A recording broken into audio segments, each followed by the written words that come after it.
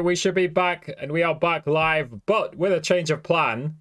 I forgot that it is the FNCS Invitational, and this is one of the first proper Fortnite lands since the World Cup, literally since 2019. So I'm actually interested to watch this. I've not watched a lot of competitive Fortnite in the past few years. So yeah, sorry Harvey, change of plans. I thought I may as well watch this because I think it'll be interesting just to see what a Fortnite LAN is like these days, basically. I know they did one in Saudi Arabia, but this is a proper LAN hosted by Epic Games, so let me unmute it. Too many players have to go down before they go ahead. This will be interesting. Not worry about his Aqua reason. What we got? Not too much to worry about in terms of Storm Surge, but they have to find that sweet spot. 19 teams alive. To get there. When you see Reason and Aqua looking up, you know there's only one thing in front of them. How can we take this high ground? Tripper, no, has a problem in front of him. He gets punished, he backs up. Great defensive maneuvers right now. Okay, and Thomas takes the lead. He says, hey, you go ahead, pause down, heal. I'll continue to tarp out. We have the zone right here. See Andy and Joe. Yeah, we'll do a beard party, Peachy. I've not done one for ages. Joe is not going to allow him to stop playing for the big positions right now, and he's got this high ground. It doesn't even. I don't know a lot of the players at the minute, to be honest. Yeah. Look at this, 3 Elans. Of course, Bugha and Mero is still alive. All the mats to hold on to that high ground with 7 moving zone, even if it's contested. Bugha's got the Reason and med kit Aqua out. trying to fight for it, but they're going to get stuffed. They're going to get shut down for now, and you can see the pressure from Joe and Z Andy. They're looking. I don't even know the format or anything. Players who are suffering the Storm Surge. Oh, he goes for the low pad. Aqua wants to get down to the low ground here. No reason to play for the builds. He doesn't have enough to make it. Is Reason behind him is the real question. Meanwhile, another endgame for Kitos and PHN. They have 4 Elans representing for Brazil right now, and they are almost inching their way to the top 10 right now, but Cold and Scented are right in front of them. This is where they do the most work. This is where they play best. There's 16 teams alive. Cycling a lot of those builds towards the low ground. Trippin trying to take that cheeky shot to the yeah, change of plan, Connor. Oh, I need to make sure the TTS is working, actually. These guys are on the same page through and through. Bugha backside his own. 2 men miss. He's just trying to go ahead and stagger himself out, and he found an elimination onto Jew. More HP for him, and look at the resources he found. And it's huge right now. He's managing. Yeah, I completely forgot about the FNCS Invitational. I've not watched competitive Fortnite for ages, so I thought, why not watch? And look at him start to sprint here, but no! He's hunted down and taken out back by Thomas HD. And all of a sudden now Thomas has all the extra refreshes here. Look at the terrible quality. Look at the terrible bitrate on Twitch. Why am I watching on Twitch? Yeah, Twitch is terrible. It really is. Saw that exchange. It's a big one. Yep, he's just trying to stay alive. I guarantee you it's better on YouTube. I'm going to switch to YouTube. He just has to med stuff to find a way to stabilize this Thomas HD. He's trying to stagger himself towards the backside of zone, running out of ticks onto that med. A huge shot's going to be fired. Thomas HD is trying to stay alive, but he goes down. Zagu from Asia strikes again. It's just not enough. Zagu says, I am here to play and put some respect on us. Scented is going to fall to EU Scram. And again, Zagu's down. 1 second. Zagu from Asia strikes again. It's just not enough. Zagu says, I am here to play and put some respect on us. Scented is going to fall to I think it's better quality. I could be wrong. Zagu is now by himself. Chrome Splash comes out. He finds his teammate. Does he get the save? Now this is what you want to see. A big save here in the ultimate low could change the entire story. This could be huge for Asia. This could be huge for Zagu and Miriam. But Joe and Ziani, they have the high ground. Oh no. He wasn't able to get the revive off. This is going to be huge. He's the it's close to impossible to res in this zone. Oh no, but he knows that's enemy build. He goes up, the side jump. He has enough. He takes high ground, but no. Ziani is here to back up. He goes for the falling shot, doesn't quite find it. Chimp and Scram, Healed is going down, and they are having the opportunity here, but no. Chimp does not take advantage. He is now by himself. He has lost his teammate. Can he find a steal of points here? He's looking for it. Zagu jumps to the ultimate low. Chimp's trying to time his exit, and he gets caught out, and down he goes. Z, Andy, and Joe now have 8 eliminations and a win set up potentially in front of them. Yeah, 2v1 situation, EU versus Asia, and for Zagu, this man has the world on his shoulders, just a sliver of HP, a little bit of shield, and it's not going to be enough. Joe and Z, Andy take game number 3. EU claps back once again and takes game 3 with the big win finish there. But what a performance for Zagu and Marine to show up. That is an incredible way for them to go ahead and make a statement today. Yeah, incredible indeed, because it's all about consistency, not necessarily getting a victory. Dude, why is Streamlabs still not showing me in my YouTube if chat? They keep this up at this pace, it'll do wonders. Yo, I'm gonna AFK for a second. I'll be right back. See Andy, they take the game and they have all the momentum now. And this is what I love about in-person events, because they get to take that walk straight to center stage, and we actually get to hear from the competitors. What a treat for us to really dive inside the minds of these players, right? To understand what makes them tick and how they find the success. Kelly, please give us the update. Joined here by Z, Andy, and Joe. Everyone make some noise for our Game 3 winners. So I swear, I was watching the game and I saw Acorn and Edgy had height. I turned around, looked back, and then you guys had it. How were you able to take it? We just sped it up and cleared 90s to the sky limit. It was absolutely incredible. Not only did you get the VR, but you also walked away with 9 eliminations, I believe. Is aggression a big part of your play style? Yeah, we want height, just spraying down, getting kills. So from now on, are you guys going to be going for height every game, or is it mostly circumstantial? We'll see. Yeah, and how are you feeling about the remaining 3 games today? Feeling good after that game now. As you should be feeling good. Everyone, one more time, make some noise for these 2 right here. Thank you guys for joining me. Enjoy your break, and we're going to be heading on to the desk. Joe and Z Andy, victory royale in game number 3 of the FNCS Invitational. A huge way to show up, and not only the victory royale, but accompanied by 9 eliminations. Tokata, that's what you want to see on this stage. It's what you love to see, right, Zeke? Those big VRs that boost you up in that leaderboard. I mean, we saw Queasy and Vino dominating the high ground in the first 2 games initially, but Joe and Ziandy now showing how it's done, not only securing the VR, but also with a good amount of elites. And you know what's more impressive, right? This is a very, very north zone. These guys land all the way down to the All right, south we're back. line in Sanap Station just before the zone started closing. It was 5th zone, I believe it was. They had 3 eliminations. They sorted out their storm surge early on. Harvey, you want to join voice chat? Is that what you're saying? So effectively. I like the way they played it too. I don't know if he's still there. One up front side, one up back side. No one was getting up there. I love how they've adapted. They were actually originally going to be contested by Bugha and on one in the Synapse Station, but now having it uncontested, they have to figure out how to get that damage, you know, before the late game and not have to worry too much about the rotations, but they've done it and it's showing.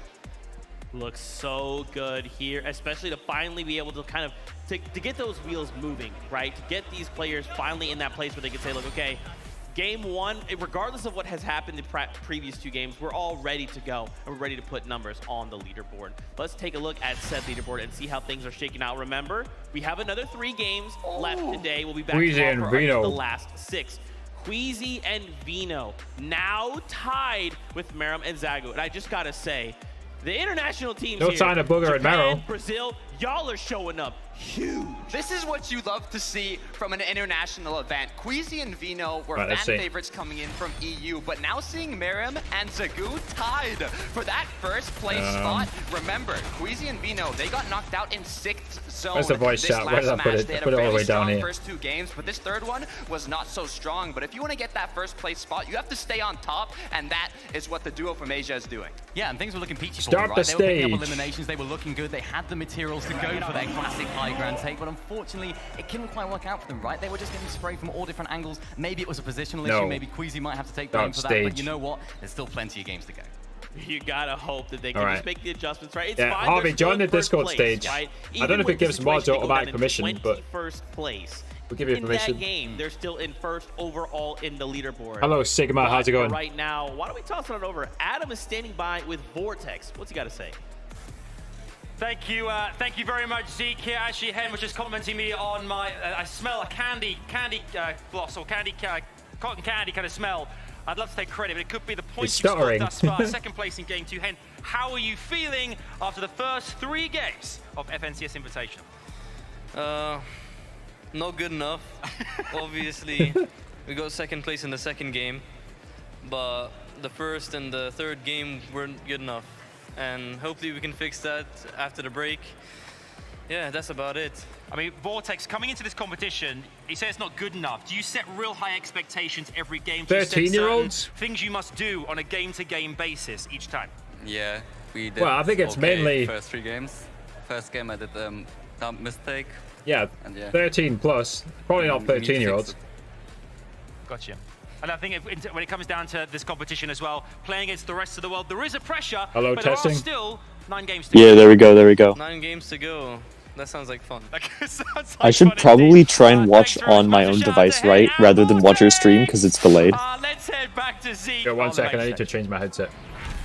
Right. Settings. Just kidding, Adam. Surprise for you here. It's actually me, Vivid, on the stage. Shout out to the players. Game number 3 is done. Into the halftime we go. Some of the players will have an opportunity to make some changes, just like yeah, OJ, I changed my mind because I didn't realize this was on. I should probably launch Fortnite on my own device and then try and watch rather than watching your stream because it's so delayed. Probably best if you watch it on YouTube. That's what I'm watching it on. Then it'll be on the same delay. This is something that we love to see. Yeah. Something that they usually do. Move just to Is there a specific channel, or do I just like look up FNCS? It's on loads of channels, but I would watch the Fortnite channel. I could send you the link. I'll just DM you the link. Are not even expecting them to still be up there, and they get this nice sneaky beam in here to make sure that their storm surge is looking good. And then listen, this is the adjustments I was talking about. Look at this, Bugha and Miro sitting all the way back in the storm, knowing that Malibu and I think this is the first proper LAN since the World Cup hosted by Epic. I could be wrong. There was AO. Straight and open, okay. Yeah, they did a charity event for bushfires. Now let's check out what Zeke has for us. Thank you so much, Vivid, for that breakdown. As we come back to the desk, we have a I think very they're doing like a break or something guest right now. joining us here on the analyst desk. It's none other than Cypher PK. Oh, Cypher. You guys can give it up. I mean, we all know Cypher is pretty incredible at everything he does. I mean, you can hear the fans absolutely losing I think it's interesting that Cypher was able to grow while all of the other Fortnite YouTubers are currently declining. We can't hear anything. Yeah, we also can't hear anything he's saying. How are we feeling so far about these games? The first 3 underway, done. We have 3 left. What are your thoughts? It's been exciting, man. We've seen some crazy changes. I think the thing with Cypher is he's always innovated. Like not crazy innovation, but he's kept up with the trends on YouTube. Well, but some of the smaller regions, some of the maybe less known players have turned up today. It's been great to see. We've seen changes in strategy, of course, as well. Some crazy. The other YouTubers have just done the same shit over and over. Love to see, though, right? Yeah, I think the fact that he kind of mixed news with gameplay, but then would also do creative videos in between, kind of allowed him to have a lot more longevity. Because, you know, LEA is basically just all news, there's no rewatchability. And then someone like Mojo, who's lost like 500,000 subscribers over the last year or something, he only just does like challenges or anything. He doesn't actually do like news mixed with the gameplay or leaks or anything. He kind of has a mix, and that allows him to have a bigger audience. Yeah, he's lost like 500,000 since Fortnite's peak, I think. I don't really watch any of the Fortnite YouTubers. Some of them are better. No, I don't really anymore either. Is going to benefit them, but then the rest are. I used to.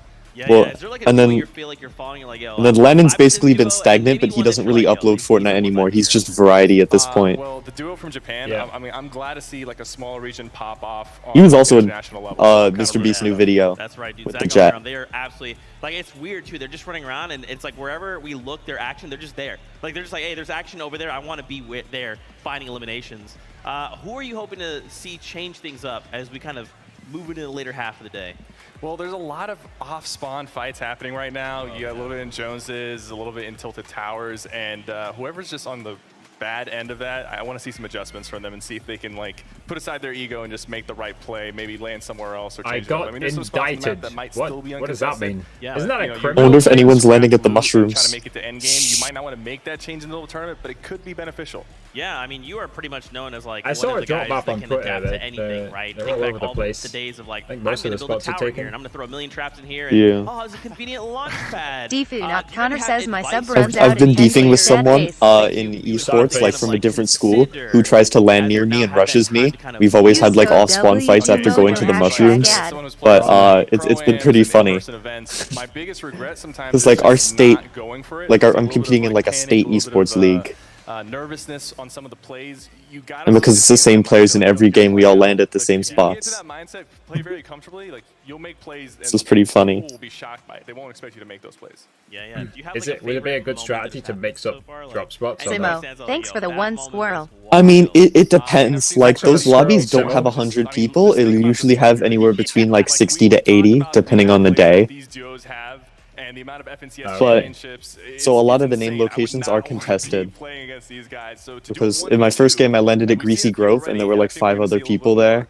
So I was just like, nah, I'm not going to do that. Yeah, So I decided to just land at the edge. Simo says hi, how are you? Right? Like, it's I'm doing good. like walking up to Hello, professionals fellow of, Harry. We've had a lot of your Harrys equal today. caliber, like, I'll just 1v2 you guys in front of a We're just live watching the audience, FNCS kinda Invitational, casually, but it's no big basically on a deal. break Look, right now. There's not much going on right now. It's a feeling that's unique, though, especially in an in-person event like this. You hear the crowd cheer when you get that clutch, and it's exciting. But I'm curious, Cypher, we've seen multiple duos from Brazil right now in the top 5, in the top 10. A duo from Asia tied for first place. We've seen Asians. a lot, but I want to know, are you what do you want to see that has Sometimes not I forget how happened yet? tall Let me know if Cypher there's is. something that you're looking forward to happening.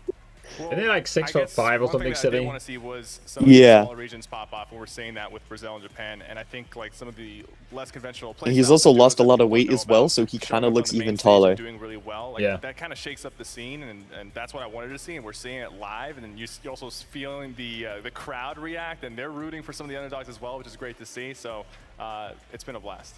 Yeah, it's absolutely incredible. I mean, seeing all these players here together with each other as well, getting to interact, how important do you think that is on a player level? How important do you think it is to, like, you know, have some friends, make some communities, and enjoy it? Simo says, oh nice, who do you think will win? Even just from a competitive standpoint, like I don't know. I don't know the Fortnite pros well enough, Simo, if I'm honest. I've not really kept up with competitive Fortnite. I used to watch Reverse 2K all the time. I used to have a good grasp of what's going on with NA East, but like, I've hardly watched any professional Fortnite esports in the last year or two. Especially the last year.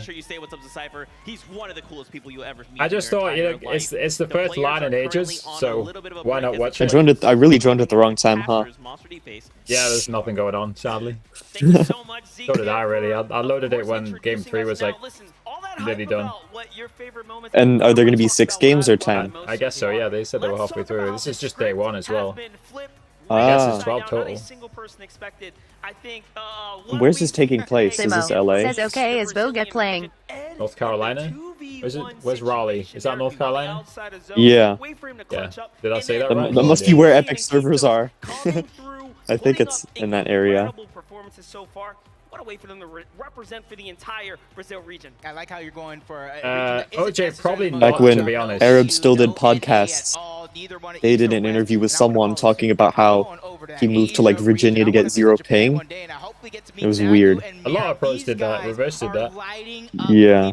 They are putting on a show, and it's a show that I don't think anybody expected to see, and they put every single competitor on lobby on notice. We are here. We're here to contend. We didn't fly that long just to come home, which is $1,000, 50th place just for a top 10. They want first. And not to mention, they are coming off the heels of being the champion. I feel like for this, you just need to do well in one game and you're immediately going to have name recognition.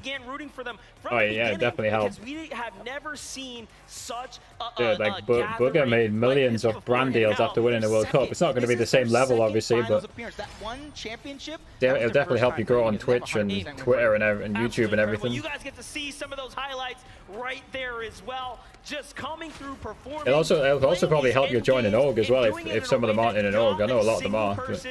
Yeah. Or help them join a tier 1 org, more to the point. And that's exactly So many of these players are being like unknown orgs. Are orgs still Like, what is active? Alba, what I'm looking at right now? I've never heard of it. That ain't a tier 1 org, that's for sure. Not necessarily because they do have slow starts, but they have great finishes. Well, that's right. That's What a did you quick say? temperature check from us. Let's keep Are there any like well-known pro orgs? Because a lot of it is just content at this point, I feel like. I mean, TSM have 3 players here. We've got a lot of empty chairs here. Our players. I think it's. Is there any Liquid players? I don't know. Go back to the player lounge. Oh, Liquid's been around for a while. Coaches there, whatever. Yeah, I'm saying like I first which of heard the of them tier at, 1 like, orgs has a player here. On the day. Now, earlier we had a really cool moment. We got to listen on between I don't know. Bugha and his duo. I first heard of them from like the summer skirmish back in chapter 1. For you guys, you might have missed during the game, so check this out. What we got here? Nice! Oh, comms. Let's turn it up. Didn't say much there. Yeah, they're here. I see. Raiding the thing. They slid. They're running away. Crazy comms. Okay? Go to the pond and farm. Crazy comms. Come down. That's stupid. Yo, Logan, don't self-promote, please. You can self-promote in the Discord channel. Self-promote channel in Discord.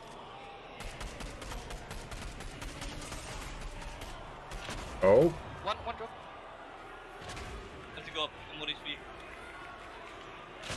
Dead? No! Unlucky. Nice try. Good comms, good comms. Getting surge. 48. Break. 5, 150. Fortnite comms is so boring compared to other games. 5. Okay, awesome. Like, you listen to Valorant comms. I feel like this is also crazy. unique because there's players from a lot of different regions who would normally not play against each other. Yeah. 3, 2, 1, go. Ready? We needed that, let's go.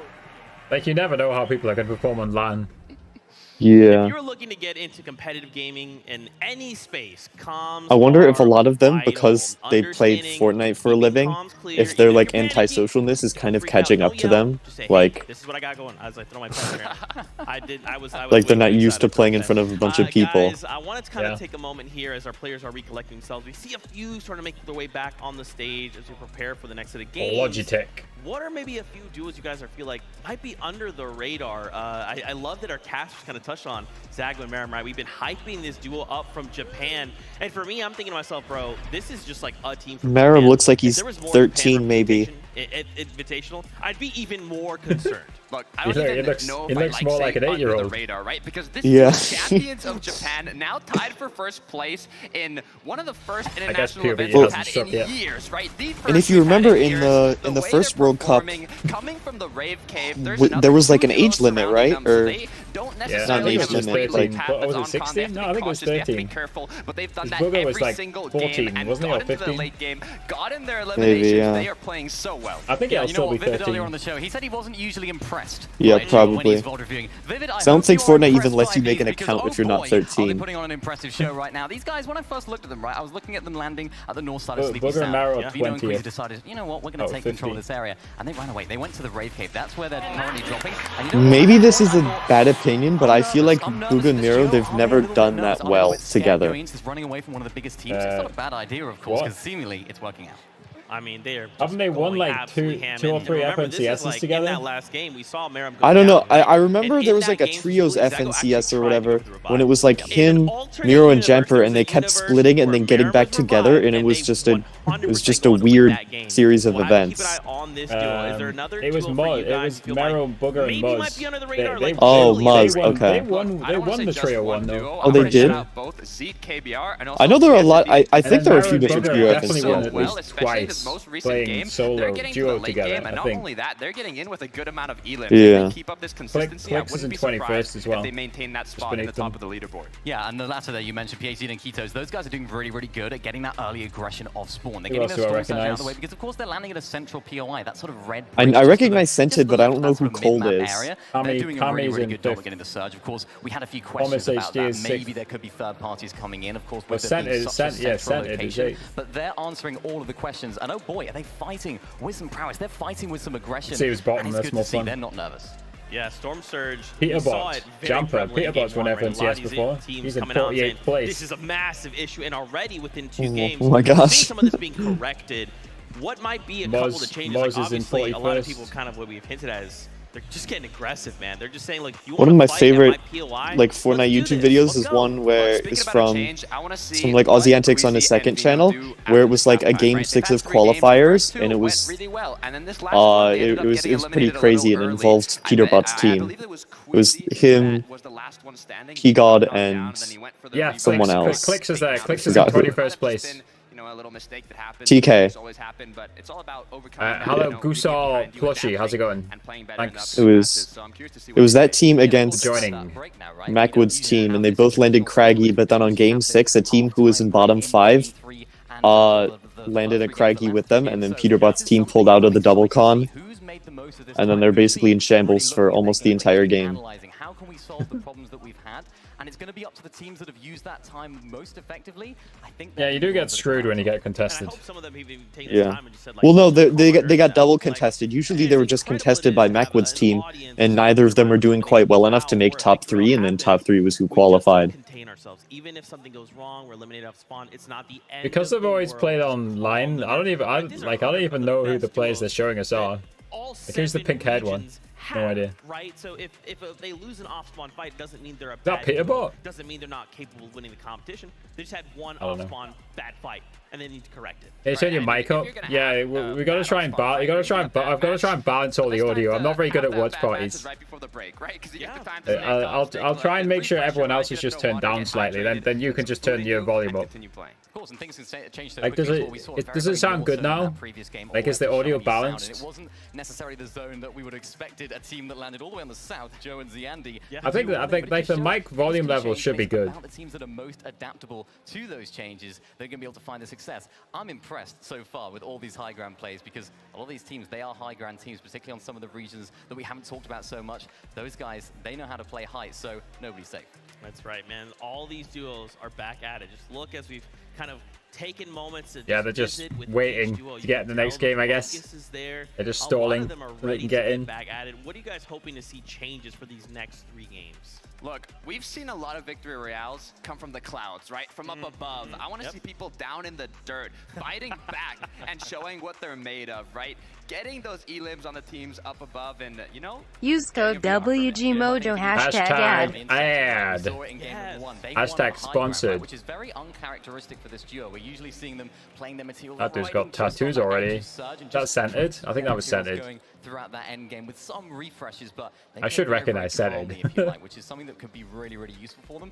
I was thinking, like, you know, they won game 1. Of all the teams that you want to win game 1, yeah, I just don't know the pros, I'll be honest. I only know a few of them, like Clix, Bugha, etc. Savage. It's like, hang on a sec, we won game 1 on height. Like, what's this? This is so alien to us. I think what's interesting too is I've seen a couple duos now. It's like, hey, you look over, they got like 5 elims, but they still don't have what it takes, right? They're out of ammo. They have no heals. They have no builds. Why you don't have what it takes? What? Finding 5 eliminations. Why have you invited them to a LAN then? At calibers like this, what are we lacking? There's so many types of engagements that you can encounter. Looks like they're all waiting on the spawn island. Early game engagements that staggered out and lasted a long time. I guess somebody has a button where they can just press it to start it. I mean, those 2 duos alone are literally what's the audience like? Of their own region, and having them go head doesn't look like they've sold it out, but maybe the audience is just getting food. I don't know. You lose a lot of materials, you lose resources, you lose shields, and even if you end up coming out on top from that engagement, you've already used everything, and it's looks like these players are practicing between games. I mean, look at the lobby, right? Let's just take a look at it, because everyone in this lobby, I think they're in the spawn island just waiting for the admin to start it. Yeah, I'm a walking 50 shield. I didn't realize that you could be in spawn island for an unlimited amount of time. Well, I mean, Epic can code it however they want, you know, for a LAN. Yeah. I doubt they've just joined a custom game. I mean, who knows?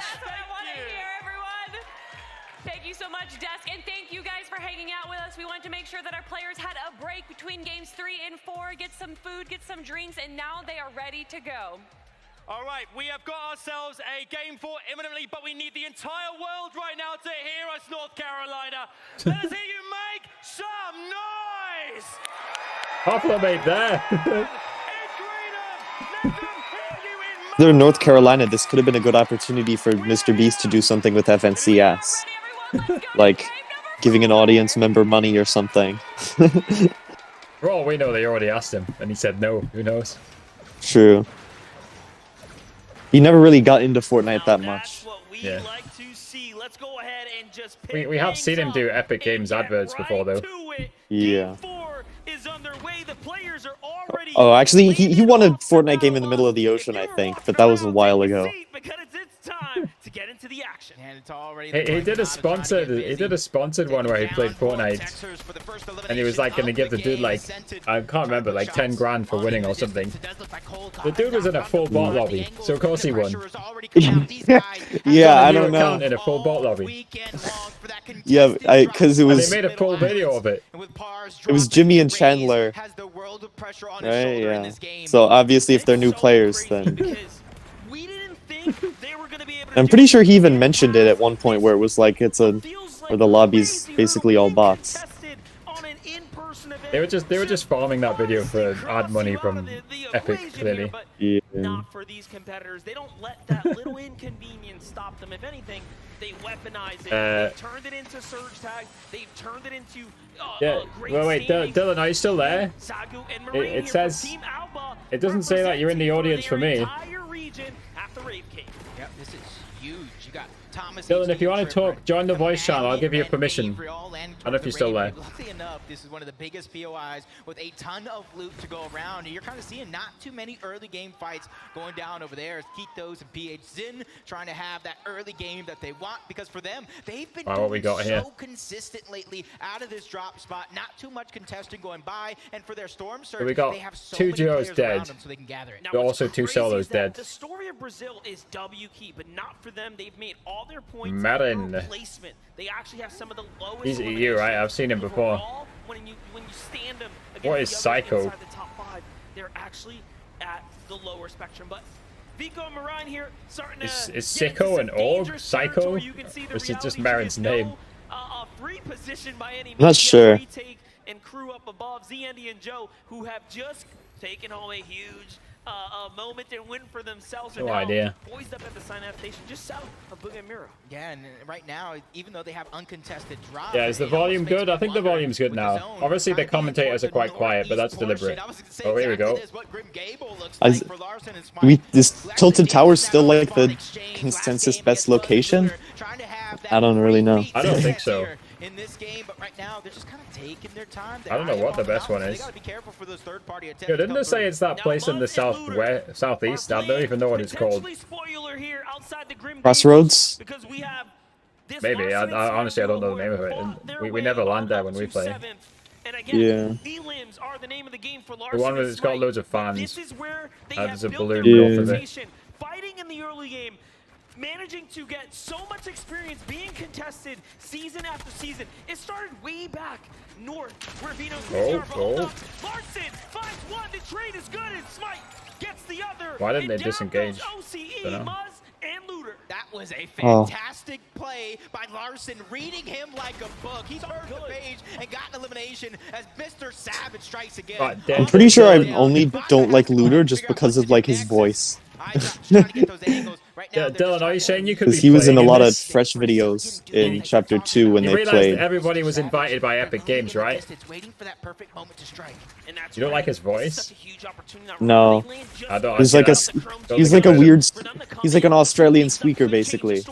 All right. They open up with a couple tags, but iDrop gets to the loot first. He's got the refresh. He's got a little more material, and you have to assume King and Ed are just a little bit more positioned and ready for this, but a good defense. Savage has 2 kills already. A good bluff is all you need here to back them off, and it is going to be enough.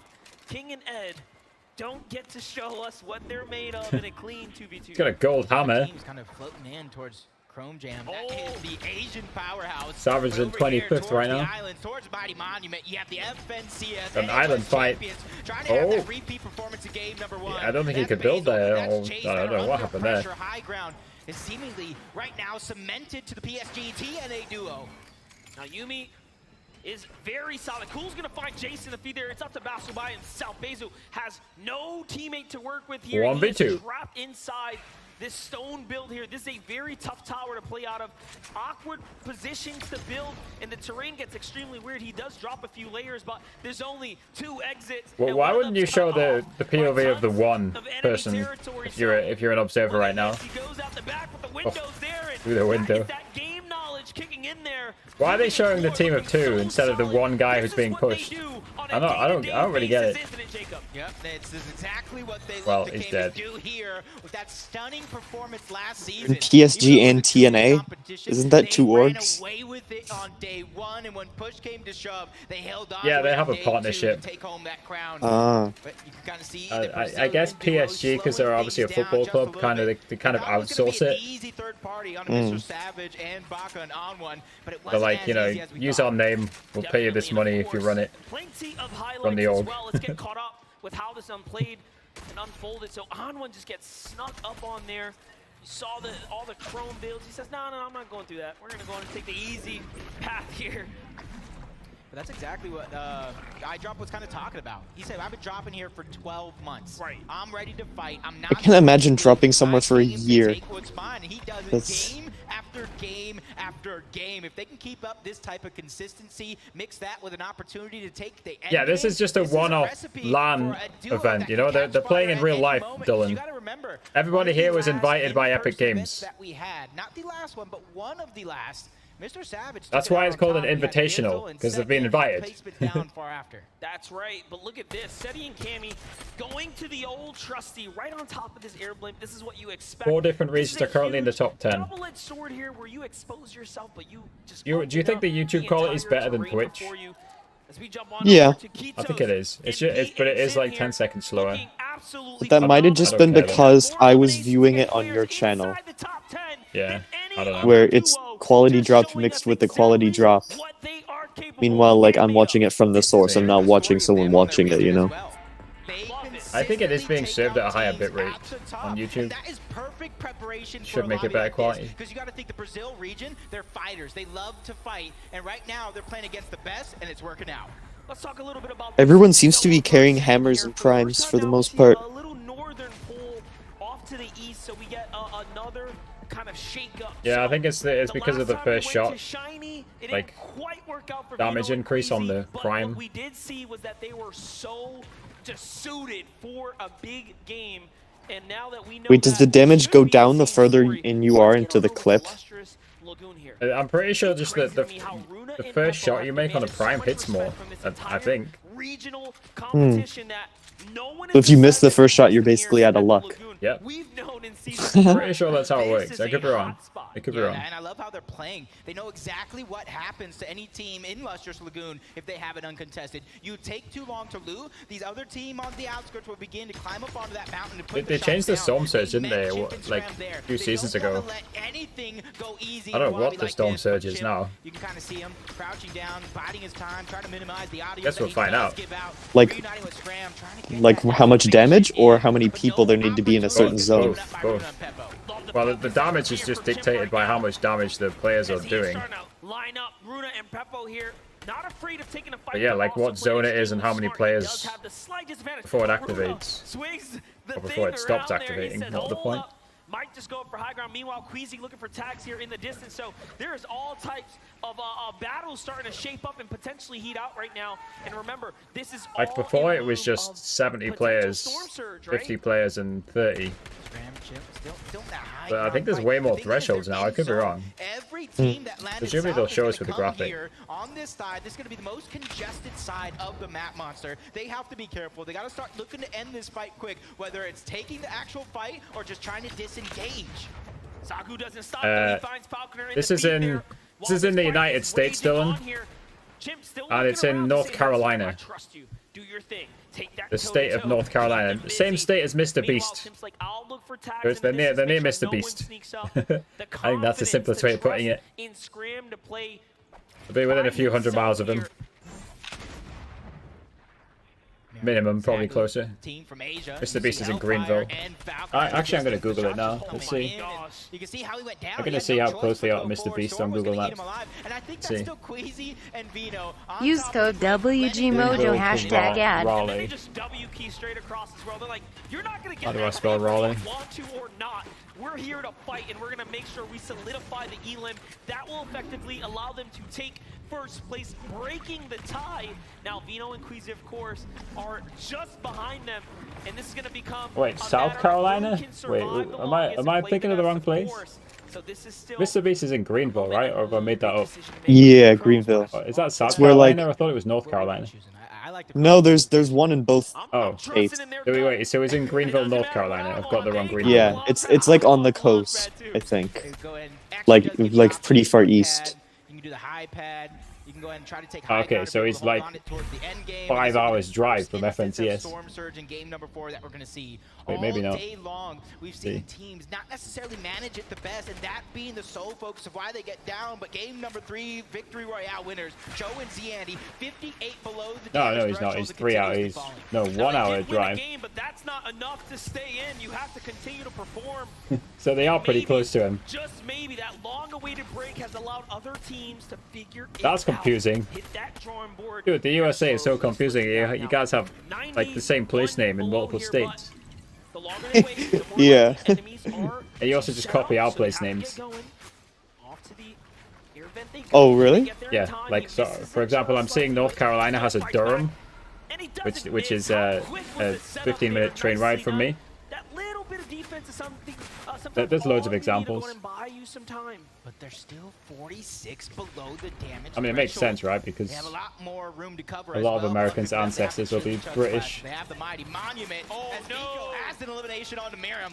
Can he be able to clean that one up and get the spoils? There's actually a huge college basketball rivalry in Durham. Nico really trying to show up this game. There you go. talked about it during that break about how stacked that top of the leaderboard actually is. And it looks like they were waiting around just a little too long. They try to bait out the vault, and instead they get punished.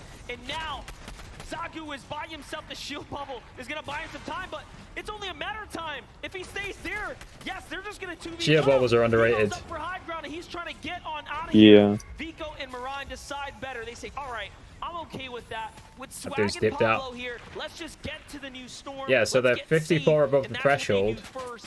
But it is not I don't know looking I don't know good how many for players first place team now. are required to die. Just barely on the They need to improve the graphic and tell people. Peppo trying to keep things going. They are 200. There's a done thermal in the USA. There you go. Yeah, there's loads of examples.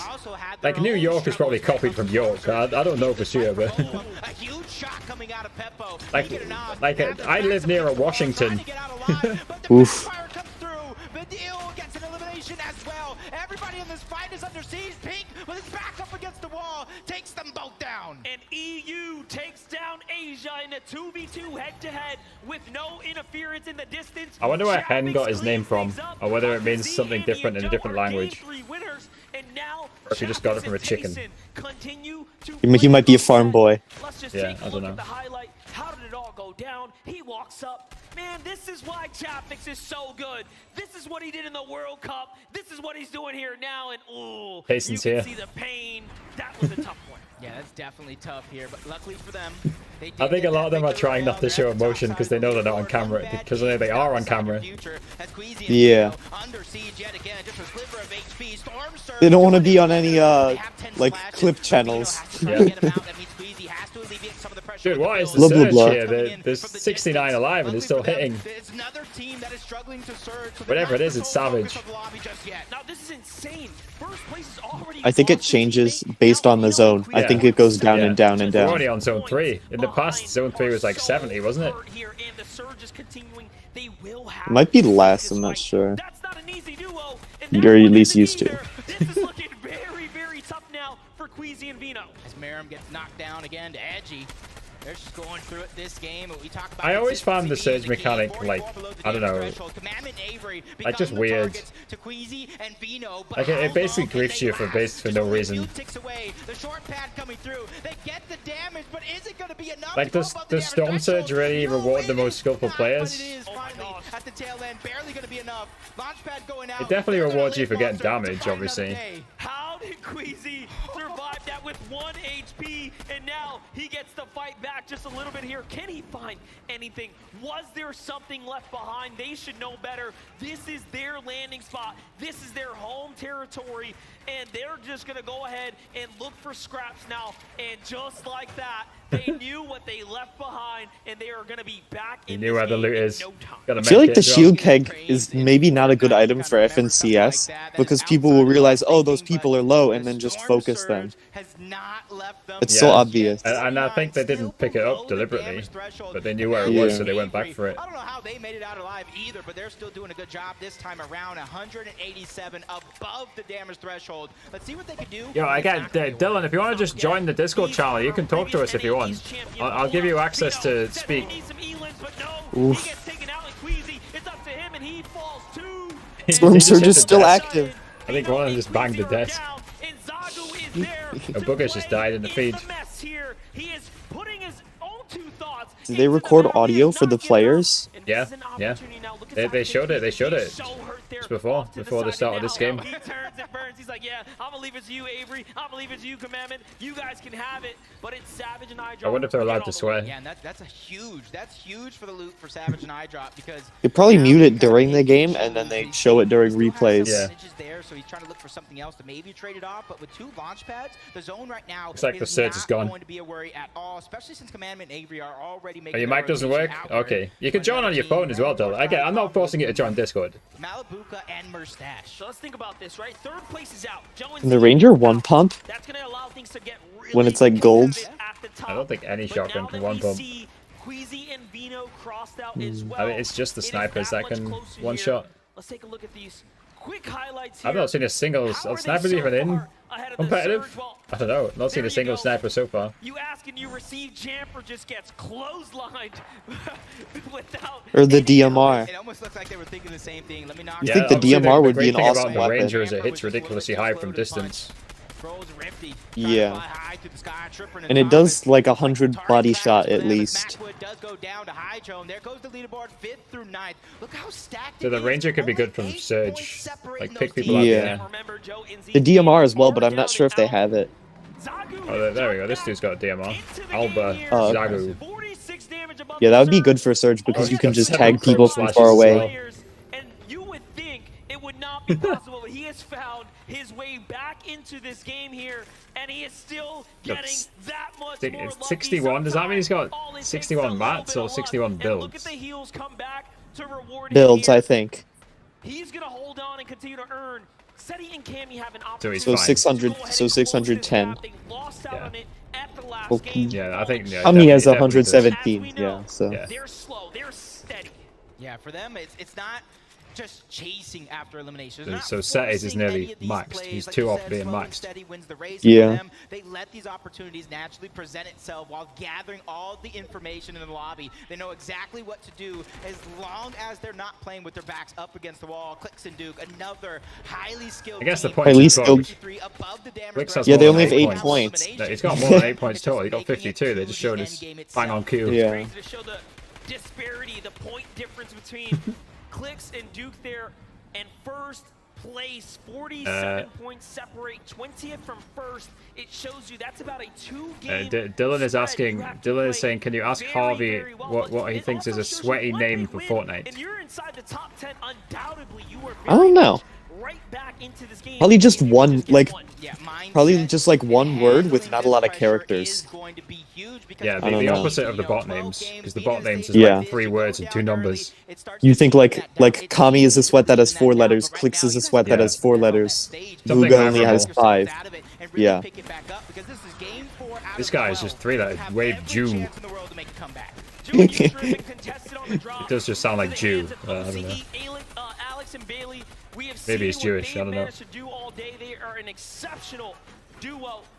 And finally now, Yusri and Ju get to show Go us Pods. what You could they are do made of. juice Playing for high with ground 2 with O's Surge. instead of the The UI. wall's his, but not quick enough on the edit there, and instead he backs off. I don't know if What Dylan's do you do listening. in this situation? Do you look Think around so. or take a box fight is the question. And Ju says, hold that thought. Let me go ahead and get these tags real quick. Don't worry, Monster. I got you. You ask a question, I'll definitely give you an answer in a moment. 48 above the damage threshold. They know their job is not done just yet, but they can at least slow things down. He doesn't have that much ammo. He can't spray forever. Teams are going to be needing, but them having the high ground, if they pull zone, they're going to be in the perfect position to terrorize the rest of the lobby.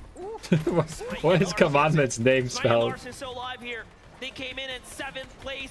3 elims added on to where they left off. Now effectively has to They need to fix that points bug. I'm assuming it's a bug. Potentially Yeah. as well.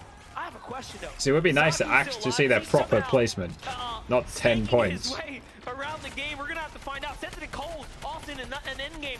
That consistency paying off right now, as we know it should. Sensitive Cold are just proving that they are so good at Fortnite, no matter what the setting is, online or in person. And the team, after that first game, is finally finding their rhythm. 251 above the damage threshold. 3 eliminations so far. 3 chilly truck splashes onto MrSavage. So you got to imagine on the other side. Are they all being paid to do this? I don't know. And Cold right now trying to find a way to paid for what? They just paid to appear. Luckily for them though, that's not too much. That's like, did they basically all win money just for being there? I think you get $1,000 if you're 50th. Okay, so they do. And it looks like Acorn and Edgy were just waiting for that wall to open up, and there I don't think people would travel to the event if there was a risk of them I'm losing sure Epic money. Games is paid for the travel, yeah. Yeah. And the food in the hotel, probably. Well, also time. So a lot of those people, they're not live streaming in order to do this. Yeah. Honestly, but a lot of the Fortnite pros are dumb and just don't live stream anyway. Like they should be doing. They need their ping. They don't want stream snipers or whatever.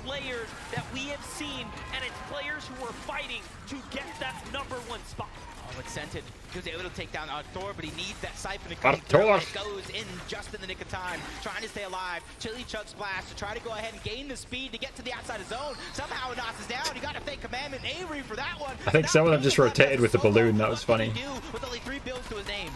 Use code WGMojo hashtag ad. Hashtag sponsored. You seen how Commandment's spelling his name? Avery says, "Come down. Let's go to the low ground and wait." Yeah, like, come on, cuh. Now usually we call Commandment the Mr. Clutch, and Commandment Bang on says, cue, they're showing him. I have this high ground on lock. Meet me at the top. Yep, for one of the most insane end game finishes for the FNCS Chapter 3 Season 3 Championship. They're looking to do it here again in this game as Bugha's by himself. Oh, yeah, gets sprayed. Takes another player out. A huge got a chirp splash. To come through just in the nick of time. That was Ed from Brazil who went down, but he's doing a good job. Chitty chirp splash, should I say? Immediately beelining to the front side of zone. And back to Pink here. Look at Pink's perspective. He's on that low with 7 elims. He has not 12 teams alive. Nice shot.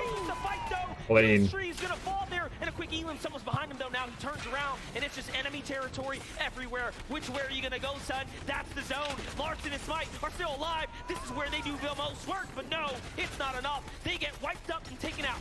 Shot missed. Duke Clix take advantage in the blink of an eye. Another end game. They're trying to move up to the top leaderboards as Thomas HD goes down. Thomas is dead. Feeling the pressure as a solo here. Changing elevation. That was a huge play because look how many teams are stuck down low towards the low ground. But now he has to meet him down there as Commandment Avery begin to put on the pressure. Bugha, 4 eliminations as a solo. 6 as a team. The damage continues. They got a decent number of points from this game. He doesn't stop. Down goes Rifty. 5 elims. Can he get another? Oh. He's got it in him. Wait. And now, look at that Tripper guy was 16 HP when he killed the other one. He's wow. Still in this. It's Seti who's representing on this low ground.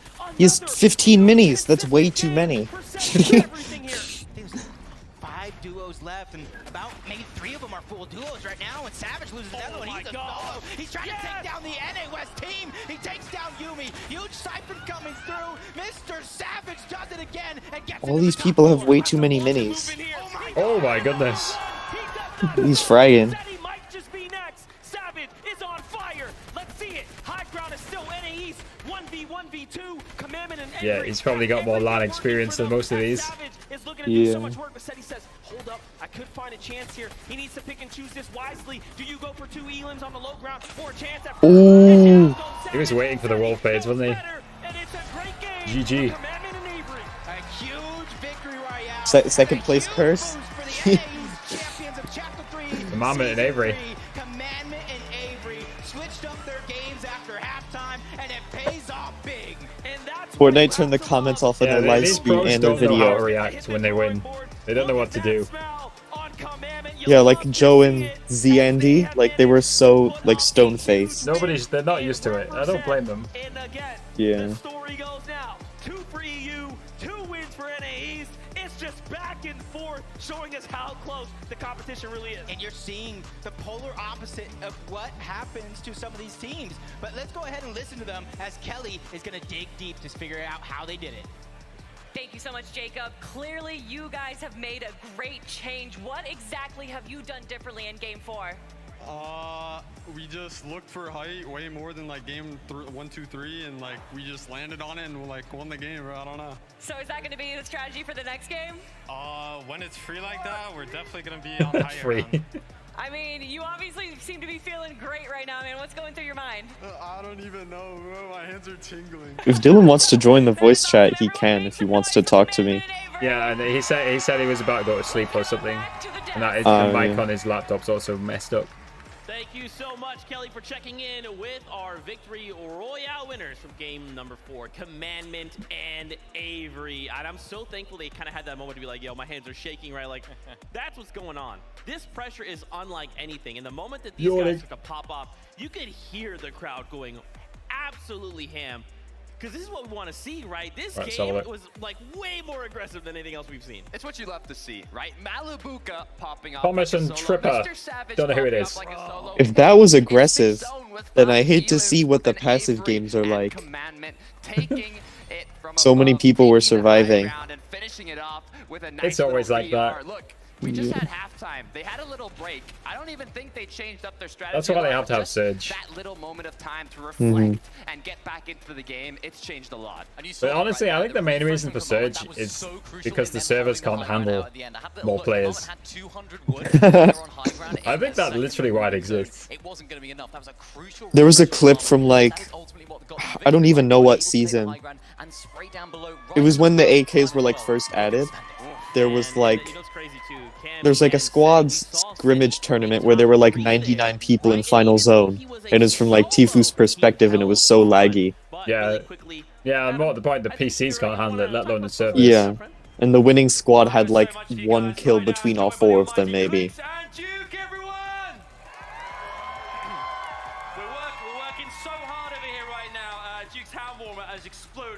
Because he's working that hard. Currently, you guys these esports jerseys are so boring. They're all just black. 4 games, how's it been being out there amongst the rest of the competitors? I'm feeling good playing with the loot that we have. We're doing really well for. We're leaving off. I mean, I guess they can't differ from the logos much. Maybe like a big pot, and we're still doing good. Yeah. I'm feeling good right now. Doing fantastic. Well, like, Dignitas is yellow. You could pick another color to match yellow. True, like if they want to make them look similar to like football, soccer jerseys. Add some pink. Have yellow and pink. They can wear pink. Yeah.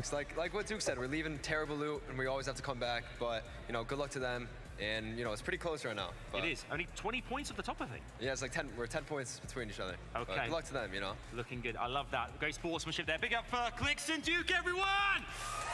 And heading down this way to Clix. coming over to Pink and Anas. What's up, Pink? How are we?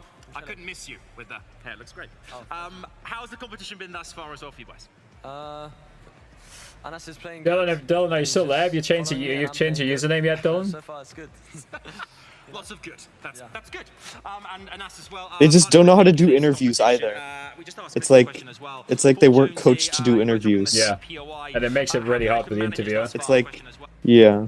Yeah, I think we're playing pretty well. It's some minor mistakes that you almost caught up to Mark. But like, overall, it's pretty good. Let's go, OJ. But you've still got plenty of time to change things up. Yeah, I think we're gonna keep adapting and just do what it takes. I think in this competition you have to adapt, being all the regions combined in one lobby. So big up for Anas and Pink, everybody! Let's head back over to Zeke and the gang. Thank you so much, Adam, and fantastic just to hear from these players. I love this setting, right? We can literally just go, I want to know what those players are thinking. Let's walk up, let's ask a couple questions and kind of see them. You can even tell, like, they're still pretty focused, right? Like, of course they're going to answer Adam's questions, but there is definitely like a level of. So was that Mr. Beast video filmed in the UK? Because I've still not seen it yet. Yeah, there were a lot of UK YouTubers. There was Nico, there was George, Laser flew out. It's not found. They're popping off in Yeah. game 120 Yeah. points. There was Chunks, who I think was in some Sidemen Tinder I videos. think it was probably all the people who were from the charity, the soccer match, right? Yeah, Speed. Oh, Speed was there as well. Yeah. Honestly, like I look at the thumbnail, like I can hardly looking at it, I can hardly tell who's who. Like their faces are too small. But I don't want to question MrBeast's thumbnail design. He makes like three thumbnails for the video and then like tests them. Yeah. I mean, they always put on a show. I think I can just about make out Laserbeam. They've accomplished so I think they're actually bigger on mobile though. Let me view from my phone. It sounds strange, but you can see them better on a phone than you can on a PC. It would be something that I'd love to see, but them having secured the VR Let me search for game MrBeast. 1 from height was surprising, and now seeing them keep up the consistency is not as surprising. We know how strong they are, but you know we're only 4 games in. There's still so much more to be played out. That's right, man. 2 games left on the day. And remember, this is kind of setting the pace. Depends where you view it, but yeah, I can see it. On some places on my phone, I can see the thumbnail better than on PC, which is strange. It is that time. We are ready for game number 5 here from Raleigh, North Carolina. This is the FNCS Invitational. Thank you so very much, Zeke. There we get to kick things back off one more time. It's Monster D-Face and Jacob PR calling all the action here. What a set of games we've had so far. Yeah, this is nothing short than entertainment at its finest. Dude, Epic Games has made some weird decisions with the casters and the other people on broadcast. Is about to be underway, and this is where some dreams could become nightmares. Like they got rid of Aussie Antics. Oh, that's because he called someone a loser. Yeah, because he over something minor. You have to step up. You have to perform. They chose not to invite Reese home. I don't know why. Like, I think they alienated Baller TW ages ago, who now does Valorant. What did he do? I don't know. Somehow Monster D-Face has survived the whole time. Northern bus shows us there's going to be trouble for Savage and iDrop here, or Bugha and On1. Yeah, I want to see Bugha and On1 kind of really either do one None of his courage in Lupo though. I feel like people will watch more if they were the casters. Yeah, Courage and Lupo just didn't want to do it. Seemingly time and time again, MrSavage and iDrop have that high ground, but waste no time. Muzz and Looter getting busy, putting damage onto Larson before he can even touch the ground. Bugha does it! He does it over towards Chrome Jam. He gets the double and takes down MrSavage and is dead. Man, oh man, there are big stories developing now. Green Gables will have a fight soon here. Looter and Muzz have a chance at redemption, but the story has been told. Dude, I type in MrBeast into YouTube, the first short it's recommending is titled "Has MrBeast ever said the N-word?" What? Has the battles there too. Let's take a look here. This time they go for high ground. He beats them to the drop. Yeah, I don't know. Best Savage turns and burns Yeah. on iDrop. Basically, Harry from Sidemen ended up winning the jet. Like he took his hand off last. I was gonna say like searches for him were probably up, so that was my justification for having you make a short. Cloudy condos, we haven't seen too much of it right out of the gates, but Chapix is down. Aqua was able to get the knock, and they're hunting. They're hunting for Tayson right now. Let's see it. Cloudy Condos is a tough spot to fight, especially at the southern area. The southern area is more often taken by a singular team of Reason and Aqua, but Bugha and MrSavage got a little lucky here as Tayson tries to steal in and sneak away some loot, but you see the knockback. Use code WGMojo #ad. Hashtag ad. They're baiting it. They want Tayson to try. Yeah, I'm just looking at the previous ones I've made of him. I don't think they're getting any boost right now. Little lesson learned. He slows down. This is fabulous for Bugha and MrSavage though, because don't now think they they are. have options. They can Maybe we could do one about how all of them, like how much everyone in the video makes combined. Chapix and Tayson are the second team. EU are the only 2 teams down. Like everyone's game monthly so earnings. Far, but if you look at the leaderboard, Seti and Yeah. Cammy sitting strong in first. Thomas That might take a while to calculate, but now Bugha and MrSavage, could do. knowing that fight just ended, they can either go right. There's like 12 of them maybe, yeah. Or they can continue doing what they're doing, loot up and try to get out. But we know how aggressive this team is going to be, and I think it's going to be the first choice. Let's see it. There's still a chance. There's still time left in the ticker here. But They got some good graphic settings turned on for this. Larson and Smite, Grim Gables. I've been letting it the Hildy Grim Gables a little bit more recently, just in pubs, because it has the boom sniper. Oh yeah, that's fun. I should land there sometimes. But then everyone just runs around in the corn and it's hard to shoot them. You can kind of see where they are if you just get hyped. Yeah, like you can see the trail, but it's harder to hit the person because they're usually sprinting. And so far it's been just like that. Yeah, that was a huge shot landed by Muzz, but in that 2v1 situation, it's easy to kind of stabilize yourself, heal up, and now Muzz is just trying to get out. He's trying to survive, and it's going to be up to Larson and Muzz has no max. Kind of do you let him survive? You continue to chase, and right now, they are hot on his heels. They don't want to let these 2 points. They don't want to let that refresh. They don't want to let the elimination slip through, and right now, but that was an explosive ending. That almost makes magic happen. Smite says you want a show? I'll give you a show. Hey, Muzz did well to kill one there, but unfortunately he couldn't get the finish, obviously. Muzz, what a way to really assert yourself Unlucky. here. Meanwhile, on the other side, Vico and Marine push up on retake a novice here inside the box. Vico with a quick finish, and then steps over to the side. He 2v1s at the reality tree as well, and oh, the punishment there, that's tough, but it happens. Yep, and the fights, they continue all around. Pink and Anas, they're trying to do it yet again, but it's not Clix, it's not Dukes, it's Peterbot and Jamper this time around. What are they doing And they're ready to fight. They're ready to take it to them. And this is what happens when teams go the last couple of games struggling to storm surge on an uncontested drop. They're trying to get active. They're trying to find what damage they can gather. And for Peterbot and Jamper, it does look like they bit off a little bit more than they could chew because Pink and Anas have every single advantageous position right now. Yeah, but Peterbot, Jamper already picking up big end games. They know how to navigate these early game situations, and more importantly, Peterbot is just gross when it comes down to head-to-head. That is not a player you can sleep on by any means, and Jamper is a veteran. He does not get the credit he deserves. He has put in so much work for years now on the NA East region, and he always seems to fly under that radar. What more can do? And this is a respectable disengage, right? They come on in and say, oh, look, these guys are healthy. I don't know where's Clix and Duke maybe, you know, let's get out of here. Yep, and now Walks. Rob, Bob, Kabab, and Walks. You got some interesting names. I've not heard of Walks before. Another team looming in the distance. That's Peppo and Runa. And another team coming from the Lighthouse. That could be Pamsto and Fatch. Who knows? Either way, we're going to have a house party in a couple moments. Let's see at the breakdown, though. Looking for the chop here. It's held on by nothing, and now it starts toppling over. But there are players in the distance here making it tough for them, ruining their plans. But down come Chimp and Scram. So, okay, there is a little development here. They do get to reset. Blind shots into the bush. Robobs is like, hold my mini shield. Let me show you what I can do. And he hits some huge, huge tags there. Peppo and Runa, though, are looking at Chimp right now, and oh, they open fire, but no tags there. Yeah, and you can kind of see Chimp and Scram. Chimp, you're talking about one of the most consistent players on the NA East region.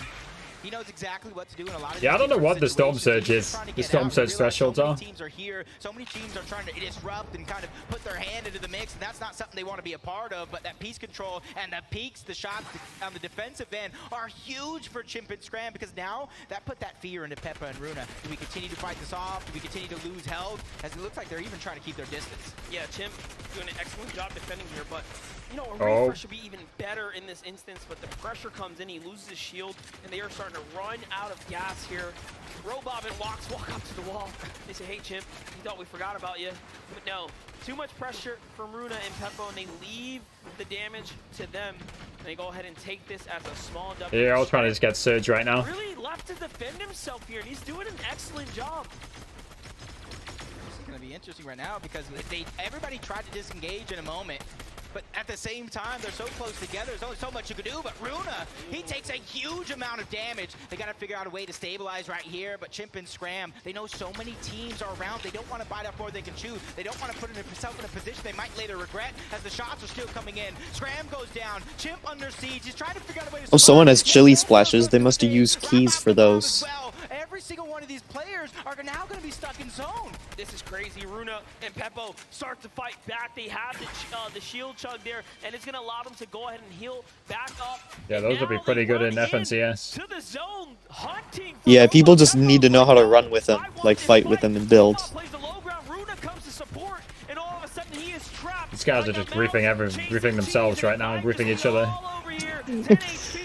Yeah. Bruna's down, he's hurt, but Watts falls first, and Peppo gets the first elimination there for his duo. 1 HP for Runa. Whoa. He got the med miss to stay alive. Okay, there's another rift there. I was going to say, I thought they were going to get the rift in time, but there's another rift there. Not too much to worry about for them. But every one of those teams that were fighting there that might not be the most healthiest are still going to have to go through Pam, Stu, and Fatch. But on board, Belusi and Hijo, they're feeling good. They got themselves a spot in the zone. Yeah, and you know what? This is a perfect time to catch up with Vivid with a mid-game analysis. Guys, the action is popping off so much so that we missed the fight over here at Chrome Crossroads. Alex and Bailey haven't had the best of starts to the day, but game 5 here, they find these 2 early eliminations, and we know that they love to play the higher ground. We want to show you guys these reactions. They're so happy to find this as well. The dances come out. We'll have to see what type of momentum this uses for them. Get the emotes out. Excellent. And now we jump over with PH, Zin, and Kitos, who are sitting up on high ground, you know, hands off the desk, relaxing right now, just soaking in. I'm not seeing more cars. It has been for them. I think they removed them. Played so well. I think there's like 1 car left. Competitive? Yep. We have this zone pulling far northwest. Oh, they need to remove them for zero builds then. They're arguably more overpowered. No, they don't balance non-competitive game modes. This could be actually a recipe for success. The Asian Unless it's ridiculous they don't balance it. To kind of take a big game and take up that first place spot right back. They're right now in center zone. They have the highest elevation in the lobby, and a couple teams all around. In case They've removed all sorts from competitive, haven't they? As Commandment, I don't think Fireflies are a thing either. I could be wrong. They have Launchpad to use. They have enough rotation. So they're going to be one of the last teams to leave. Maybe they've removed snipers as well, because we haven't seen one. I think they might have done. Coming off a victory royale, zone pulling their way, this is a perfect recipe to take that momentum. I don't know why they haven't removed 7 stack chug splash, chrome splash things. But they're still fighting in the storm. What the heck? I feel like at most there should be maybe 4. Yeah. Down south, that's that late zone rotate, and that is what that is so hard to hit. Far north. You could do your little dead side western rotates, but at the end of the day, there are players waiting there too. It's just textbook reads. Oh, I saw on the feed there just a few seconds ago, Queasy and Vino, they were able to get a knock on to, I think it was Miram or Zagu there for a moment. Are they going to be able to kind of run up and clean it up? I think they got the elimination altogether. Now keep in mind, Marine coming into that last game, they were in first and second tied leading, and they had fallen to 5th. So this is a huge opportunity here. That's where you take it into your own hands, take full control of that one. And you can see he was just out. Whoops, I did not mean to pause that. You cannot be out of position in a lobby like this. That is what it's going to be a decision you regret for the rest of your life. But Miram, we see Zagu pick up a ton of points in the last game. Now it's Miram's turn to return the favor. And you see what he does here.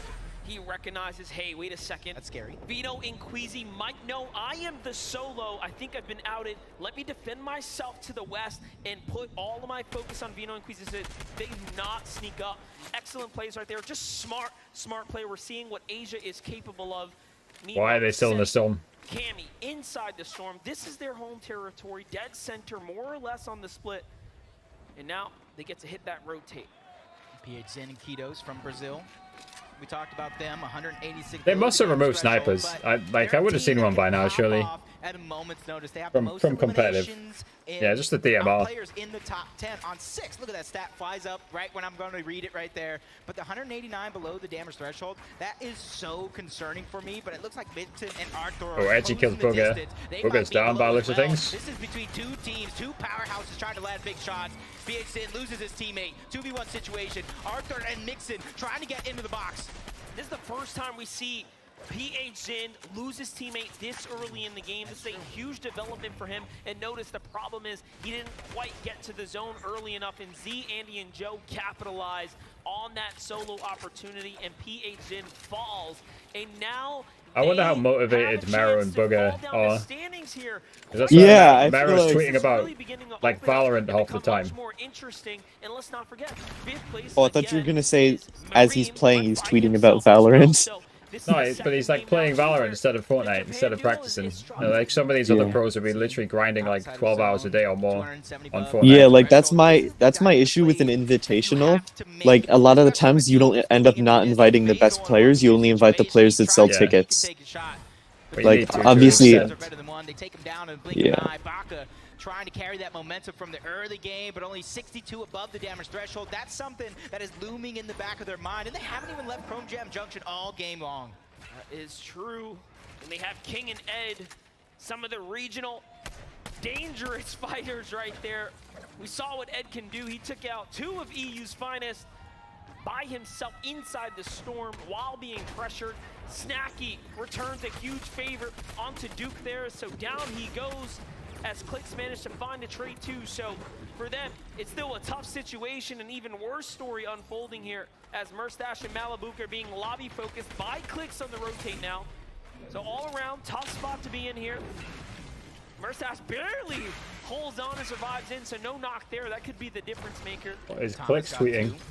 On the Hen and Vortex, not just one. You see Fabs trying to reunite with Snacky, Malibuka and MrSavage also in the distance.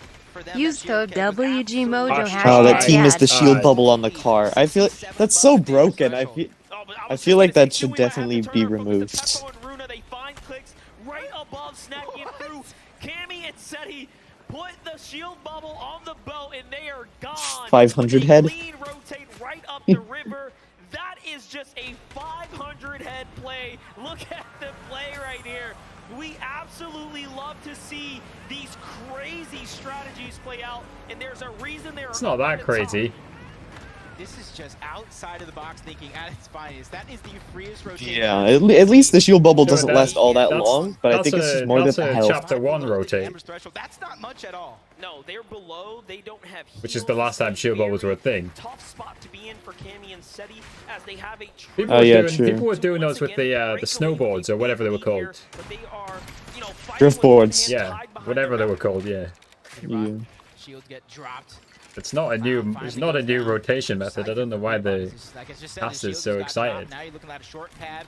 Maybe they just haven't seen a shield bubble all day. It's obviously smart to, you know, remember to do it under the pressure, but not like it's new. Goes up and over around each other, and it does look like this might be. And I'm sure there's like 10,000 TikToks of people explaining how to do it as well.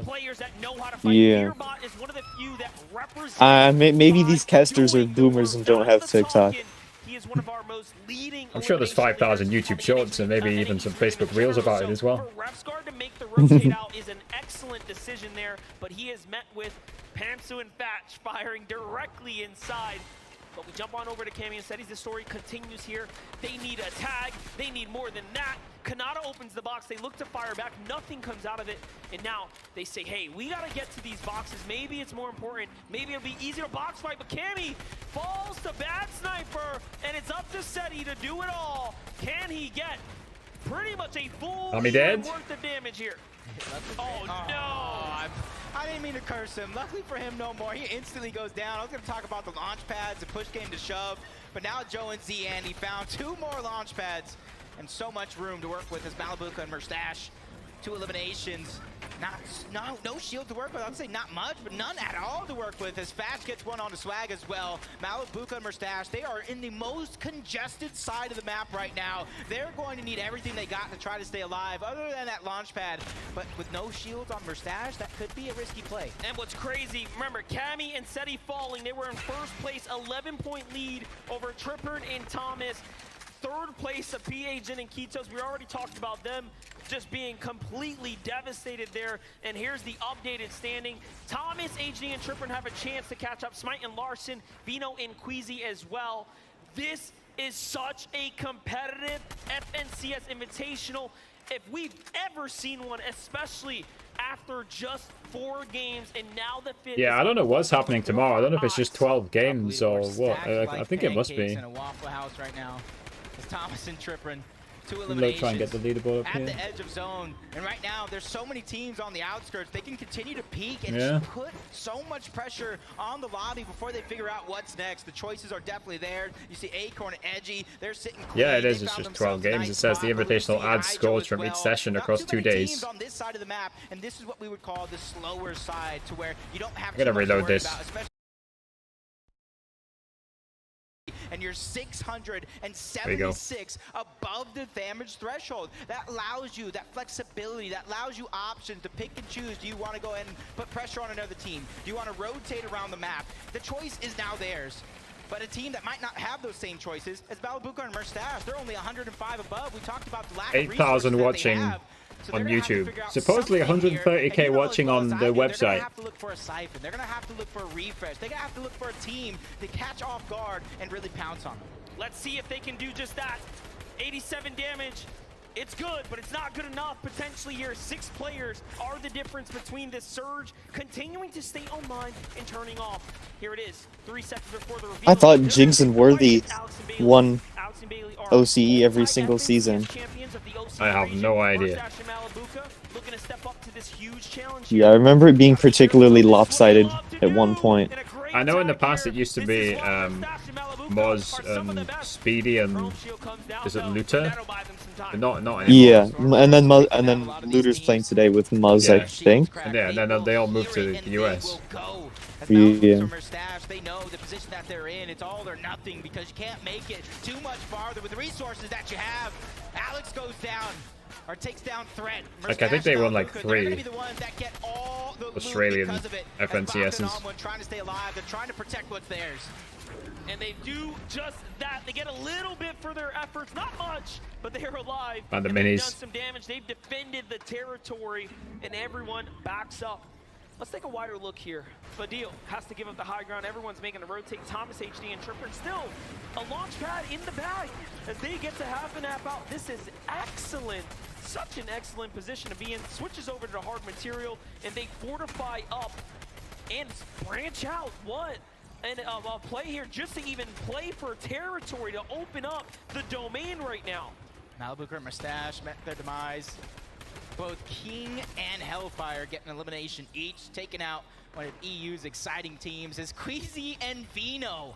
Another exciting team coming in with all the momentum in the world, winning an EU Elite Cup, winning the NA East Elite Cup Finals back-to-back in the same day. There are still a lot of full duos left. I don't know what is. You think by now there'd be a lot of solos. And they are taking advantage.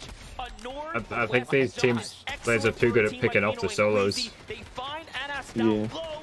That's going to be their 4th elim. Pink does not stand a chance if they decide to focus. They just like smell blood and the whole lobby sprays at them. Maintain Yeah. position right now, and this zone's going far. It's going to cut back towards Acorn and Edgy side. Scented and Cold have more of a dominant rotate here, and this is all shaping out to be a great game. Look at that mountain. They got to go down the hill and then back up the hill. This is literally going to be a People carry launch pads, I guess. of an end game. And if you don't have a launch pad, if you don't have chrome splashes, I wish you best of luck. Well, we do know if you Just feel like people would be so good at shooting people out of the air nowadays. to the use here to the test, and they jump right over that bush and into it. It's going to be a great spot. Meanwhile, hello, Ginge God. I'm sorry, I just saw your message.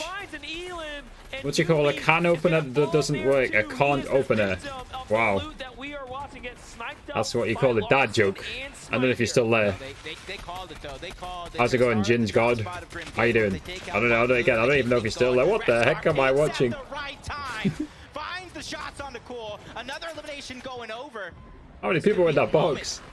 I'm not sure if a team's gonna end up winning 2 games. I feel like it's just so improbable. Yeah, especially on LAN. Are still in the game as well. Vino and Queasy have the high ground. Queasy manages to crank his way on up, and that is what you call a well-executed launch pad play there to keep them in the run here. I don't know. This team might have won one already. They're in 4th place.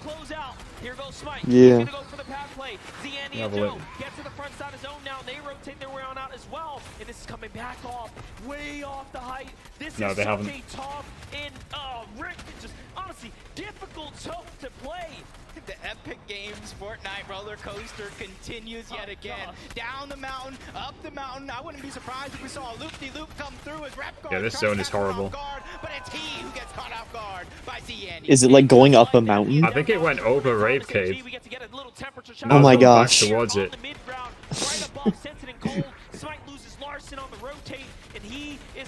It was definitely a Rave Cave. Oh, I've not been fully paying attention to it, but I'm pretty sure they were at Rave Cave earlier on. But not enough to beat Vortexter. Here's On1 and Bugha. They have made such an excellent use of surviving their drop spot. Joe finds Noah. Down he goes, and Joe's hurt. Vino's in first. Yeah. This is not looking good. Quick moving, quick thinking, trying to get out, but he gets caught at the tail end. Is Queasy and Vino. Zone after zone after zone. No matter where this roller coaster went, they stayed on top. Bugha loses On1, but he takes down Bash. Back up against the wall. He gets 2. Bugha gets 2. 7 eliminations for the NA West duo. And he has shown you how good NA West. And why he deserves to be here, even when he is counted. OJ, why are you giving me a yellow card? What have I done? What have I done to deserve a yellow card? Back in the mix here. They already have done one. I'm not playing anything here, Mantic. We're watching. We're spectating. We're spectating FNCS Invitational. They are playing live in person. Need to get rid of my... Towards the low ground, there we go. Along with Thomas HD and Tripram. This one is going to get messy for everybody that's stuck down low. Hello, Jin's God. Vino and Queasy, why are you typing what? They have a huge advantage. Plenty of mats to work with. That's a recipe for success, but it's up to Cold and Scented. Well, we'll see where Bugha is in a second. And don't forget, Tripram and Thomas, who had a 10-point lead, is still here as well. Vino has 7 kills. He's still alive.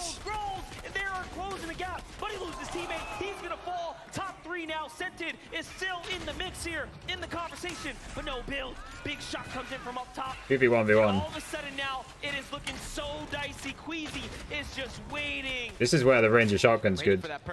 Yeah. So first place is one. I stand corrected, I guess. I was talking about how they're not going to be able to win 2 games in a row. No, I think that was their first win. Were they in first? I'm not sure. I mean, they're in first now, are they? The Fortnite track hasn't updated properly. GG. Yo, thank you to the people liking the live right now. Thanks, guys. I don't know what that name was. I couldn't pronounce it. Nope or something. That's impressive. That is right. Vino and Queasy are coming off some of the hottest streaks we have ever seen, and they managed to maintain that momentum. Let's just go ahead and tune in and see what's going on in their minds. Yes, that's right. I'm here with your Game 5 winners, Queasy and Vino! Let's see how awkward these two are. Fantastic work there. Eliminations, an extraordinary end to game number 5. Yeah. What else is there to say? What else is there to say? I mean, the competition has been great to you guys today. You've had unbelievable work thus far. You have to ask them open-ended questions. Enjoying your time here as well? A lot, to be fair. It's amazing. Like, the atmosphere and everything is just sick to be here. Yeah, and we saw as well, we saw that obviously the storm moved up mountains, down again. Use code WGMojo #ad. #ad. It's very important, but it's also great getting refreshes. Me and Queasy got good refreshes. We kept our mats alive. We used our splashes well. We played. He's talking really good. Well. Now you've got 1 game left today before we kind of pull the curtain down on day number 1. You seem to be feeling confident. You seem very laid back. Has it been a competition you expected, or is it other things that he's throwing shade at NAs. The beef continues. Asia team surprised me. Yeah. They've been doing really good. Brazil's been doing good. NA's not so good, but. I think everyone's doing good, you know, and the competition's been good. No one's really been on high Your ground. stream is like 2 seconds ahead of mine for some reason. I don't know why.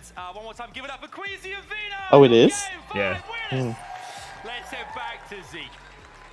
Have you pressed the live button? Yeah. I'll do it again. I'll rewind it, then press it. Occasionally. Queasy and Vino, we've watched them come so close to the top several times now, right? Almost making it, taking high grounds at those pivotal moments. Got blue fingers. Quite lined up perfectly. And now that it does, it's not even just the victory royale. It's also the 11 eliminations they put on the board. Look, all day they've been trying to set themselves up for this match. We saw it in the beginning of this tournament today. I mean, they were going for high ground, they were going for the setup, but they just had these little mistakes that didn't permit them to get it. But now they showed why they are one of the fan favorites coming into this tournament to take. That's in a single game, right? Probably not. Yeah, probably. Than double-digit elims. They had 11. Because overall, then people aren't getting enough kills. You know what? It doesn't happen by accident either. These guys have definitely seen some progression throughout today. We saw it in the previous game. We saw them go down to Surge. It wasn't ideal for them. This time, though, we saw them rotate all the way up towards those rifts, towards the top left, the very north. Maybe this is just me living under a rock, but I didn't hear a lot of news about the FNCS Invitational before today. You think there'd be more hype? I mean, I live on Twitter, so I saw it a lot on Twitter. I don't even know how many months. He had about 1,000 materials going into that second moving as well. So yeah, I don't know how much they've advertised it inside Fortnite. Kelly, who is standing by to chat with some more players. Kelly, over to you. Joining me right this now, thing has been arranged for like 6 months or longer. Currently in second place on our leaderboard right now. How are you feeling about that? Yeah, I'm feeling really good. They chose these players ages ago. Ongoing, being consistent, and we'll make it. Yeah, obviously consistency is the name of the game right now. You guys had a great game 5, but how do you make that into a VR? I don't know, like, we played mid ground most of the game. I think we should like either like commit it to high ground or low ground to like win the game, but like we're just playing for consistency, so it doesn't really matter. Yeah, and obviously consistency is working for you guys. You are doing a great job on the leaderboard. Good luck in the game 6. Guys, let's head on back to the desk.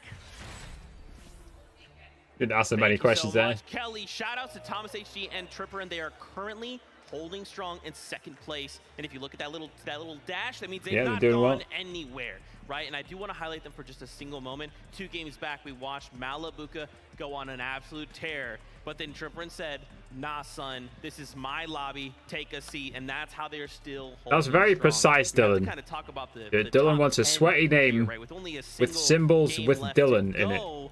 We're setting ourselves up for tomorrow. Yeah, I don't have symbols in my name, so I can't help them. They're looking more than good, Zeke. Queasy and his duo partner, we're in the first place. Is Dylan a sweaty name, though? That's Thomas. You might have to remove Dylan. They are playing so well. Just looking at their highlights here, you have to rename yourself. Up for the late game, and just now with the interview with Kelly, you saw they're still always thinking, right? What can change? What can we adapt to? You need to rename yourself, Dylan, to Bob. How can we take home that trophy? Bob is a sweaty name. Very, very talented solo players. For those that don't know the region very well, of course, Mojo's the sweatiest name.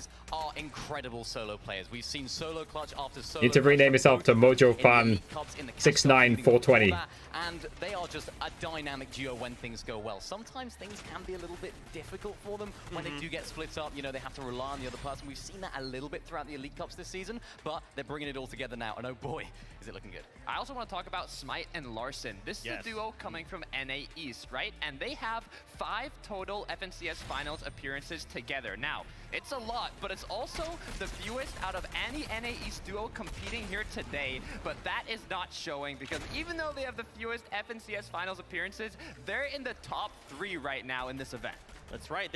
Everyone currently is looking, right, to just try and say, okay, look, the first 6 games, we just want a strong footing as we go into those next 6 games tomorrow. I guarantee you there's strategies, little things. Alright, I need some water, so I'll be right back. Right, I need to AFK. Games. I'll be right back. I do want to turn our attention back to the stage. We mute. We continue to kind of go top to be right bottom back, chat. Mini Miner. Obviously, Queasy and Vino, massive, right, to now jump up into first place, up by 5 spots after that game. If it happens again, we could be in trouble.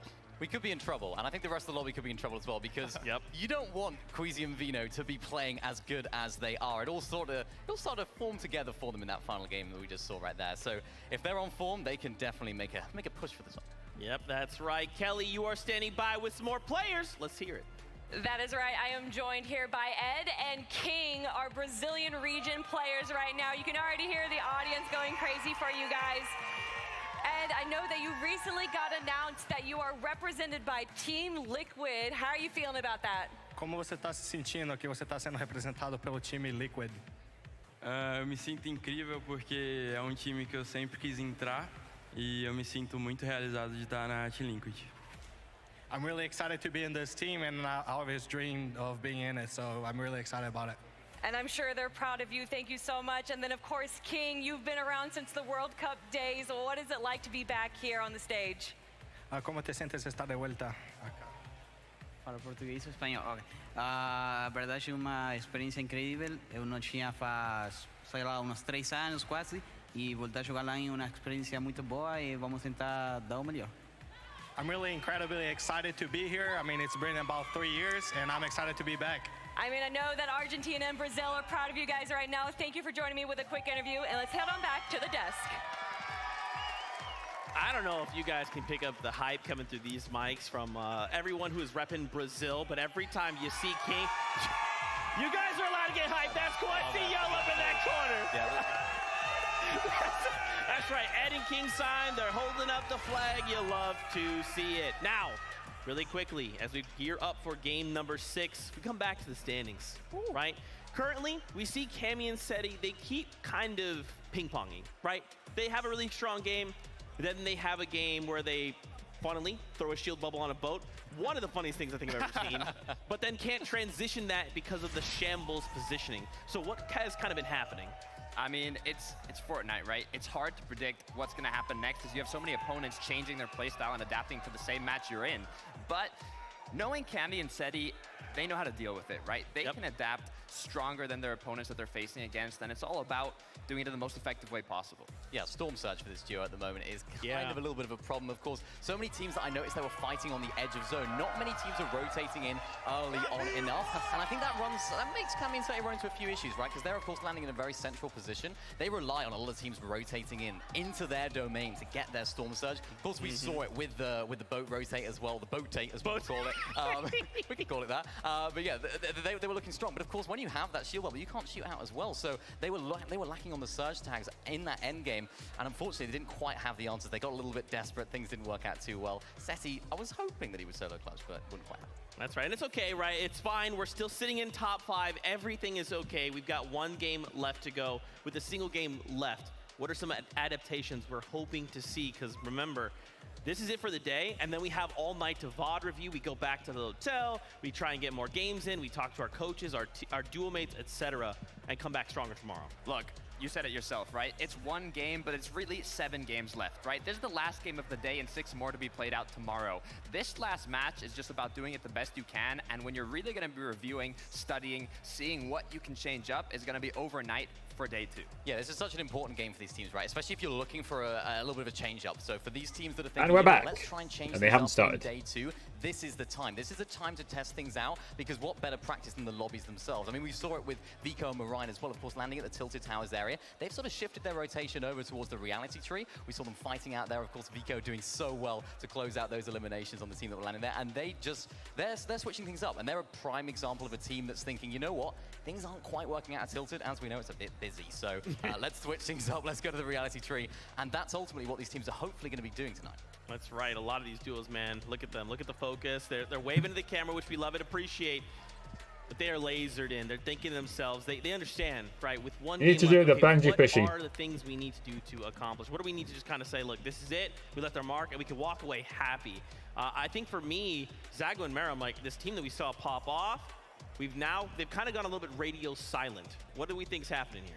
I mean, we've seen them. They've been having a bit of trouble doing enough damage or even staying close together. I've seen 2 times now, one of them, Miriam was left alone, and the other is Zagu was left alone, having their duo partner get eliminated. So I'm not sure if it's because they're not playing together enough, if rotates have changed from their opponents and it's cutting them off while they're trying to get to zone. Yeah. There's a lot of possibilities, but they really have to focus on seeing what went wrong after those initial matches and see what they can change going into day 2.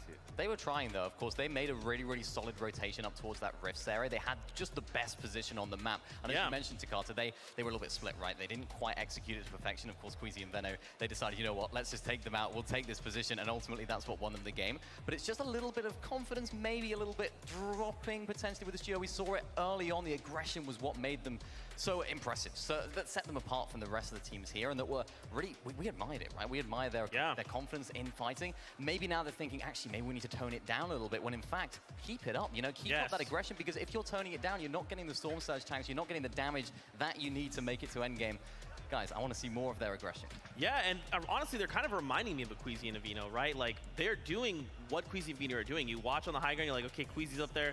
If there's one person up there, they're tarping, they're not doing anything, and then suddenly there's someone knocking on your wall like, hi, it's me, Vino. I'm just going to pick up both of you. Thanks. Like, they are capable of this, so I'm not ready to count them out. I think, like you're saying, there's maybe just a couple things they need to shore up, and then they're going to get right back to it, right? Is there anybody else you guys are seeing that you're like, maybe I want to see more of this duo. I want to see more of that duo? Look, I was looking at the birthday boy, right? MrSavage, who had an incredible solo clutch in a late game, but directly after got taken off out of the spawn, right? Bugha and On1 eliminated both players there, but I kind of saw the flames in his eyes, right? MrSavage was getting ready. He was feeling good, and I'm hoping that he can come out on top in one of these next early games and show what he's really made of. Yeah, he's got that experience, right, of in-person events, and you can sort of see it in the swagger, the way he plays. Like, you know what? I've been here before. I mean, look at I wonder what there seems to be some sort of delay going on. I don't know why.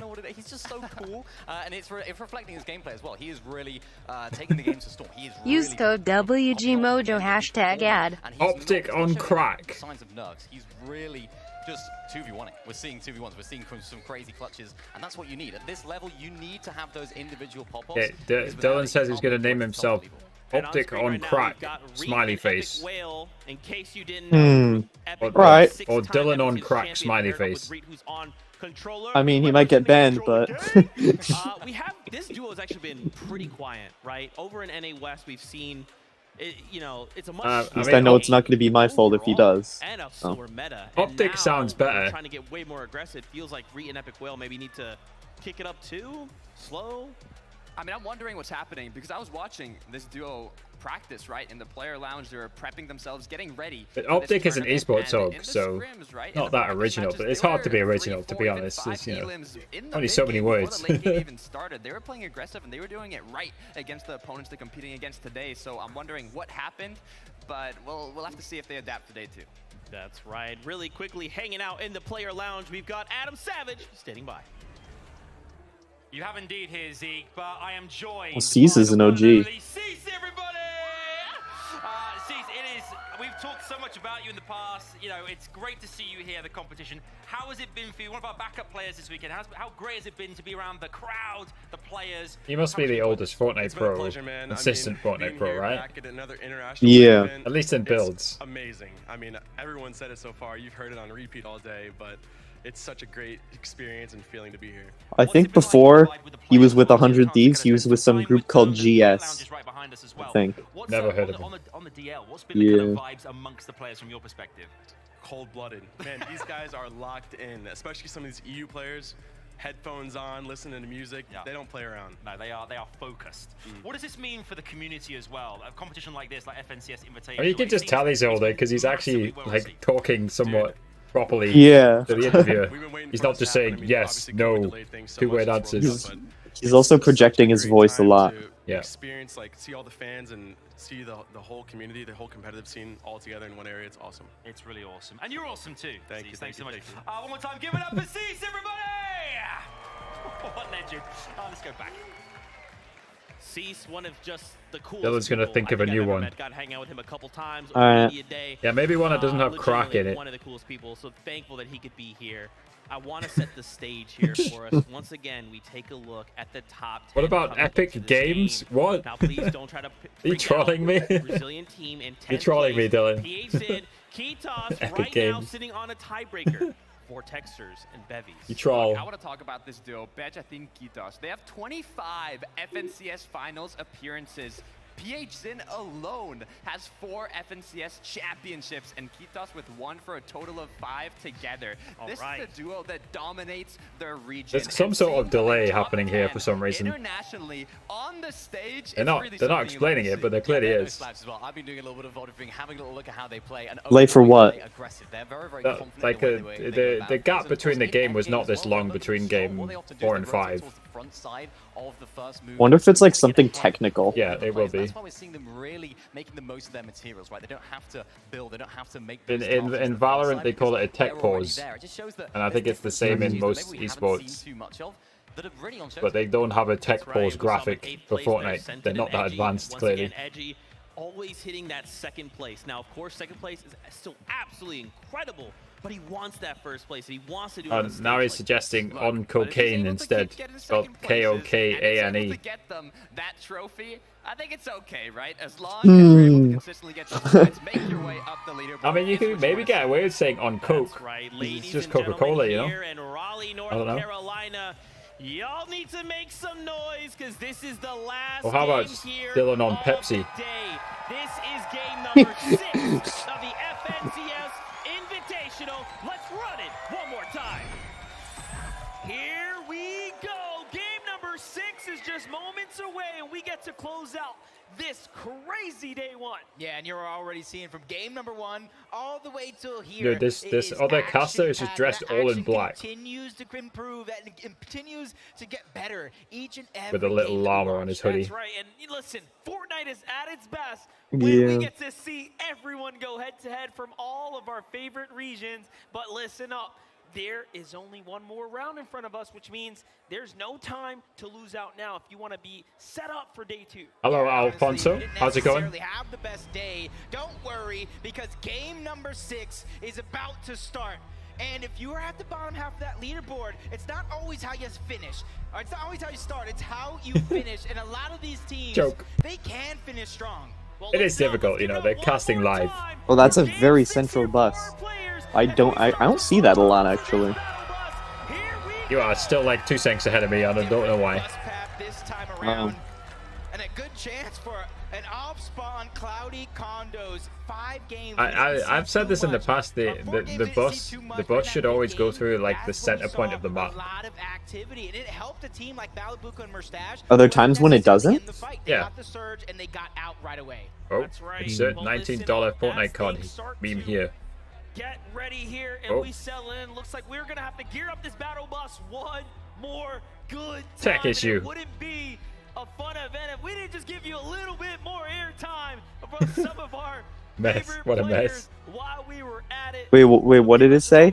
It just disconnected. It just went on a loading screen with some strange error message. Still, one more game left today. And now Dylan is saying Juice WRLD on drugs. Victory Royale there from Queasy getting worse. Was his 8th straight finals with a VR. Yeah, that is impressive. That means Queasy and VRs go together in finals like peanut butter and jelly. Spaghetti. Is that the one who died from a drug overdose? Is that why he's saying it? Yeah. Not only that, yeah. Yeah, I don't know the music artist too well. I was looking at that top 10. I saw 3 NA East teams on that top 10 leaderboard. Yeah, so no, back on the battle bus, it doesn't have to go through the very middle of the map.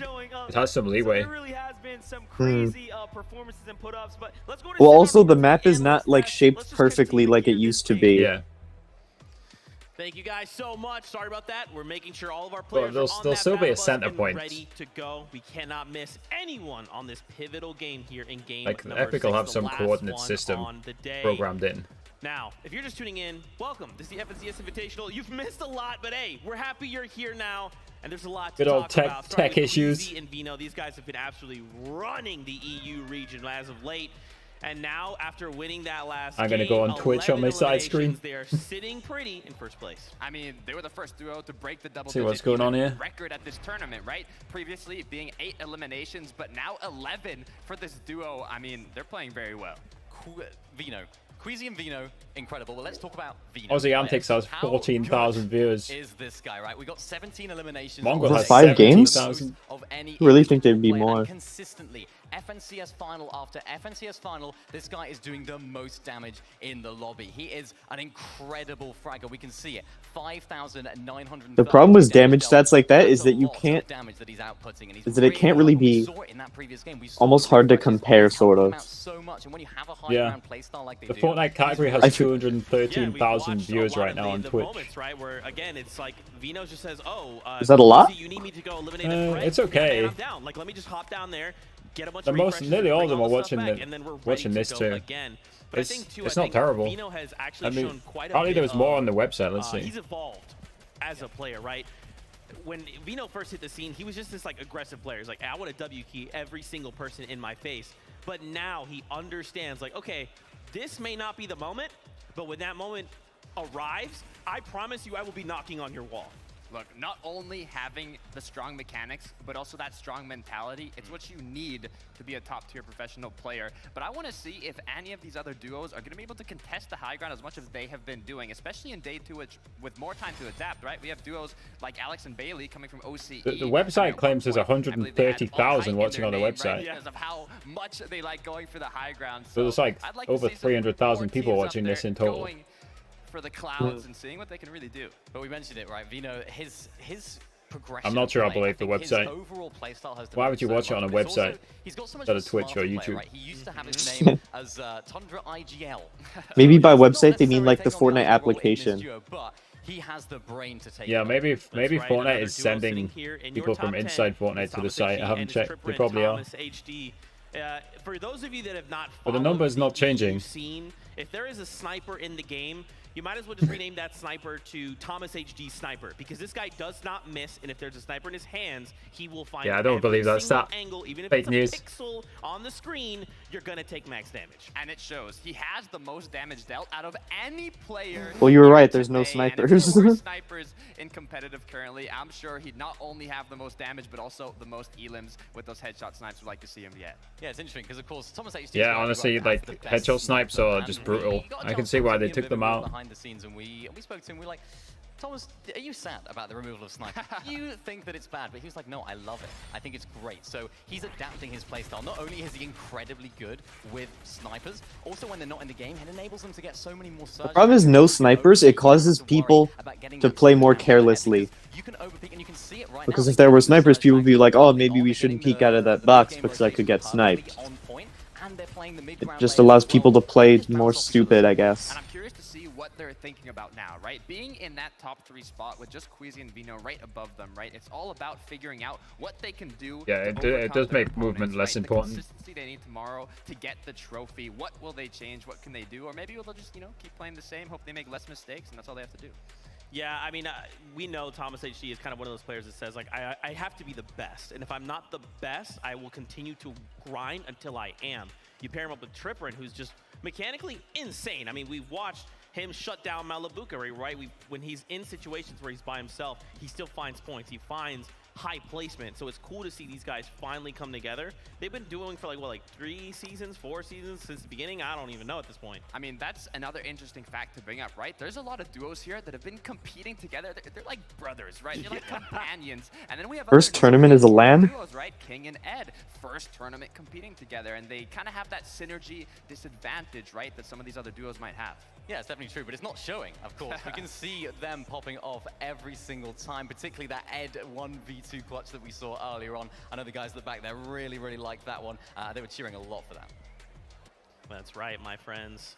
We're drawing ever closer. We're just so people were being left behind last game. They weren't queuing in. We don't want to leave anyone behind. We want to make sure use code WG Mojo #ad. See it on their screens. They're getting prepared.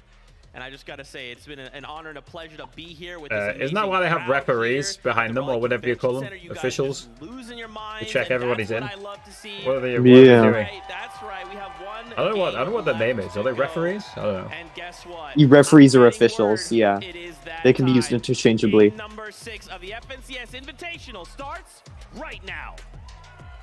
Let's do it one more time here in Raleigh, North Carolina. It is Game 6 of the FNCS Invitational. Game 6, take 2. To close out day 1 soon. And this is going to be a huge closeout event. 5 games, 5 different Victory Royale teams coming out on top, just going to show that it's honestly anyone's game at this point. That's right, and we've seen so much new attempts and ways for this to all play out. We gave the players time to go ahead and think about how they want to strategize, but here it is. Let's see if it was all worth it. Game 6 is in front of us. Jimmy, the battle boss has changed. Again, let's make some noise for our players as they take board the battle bus.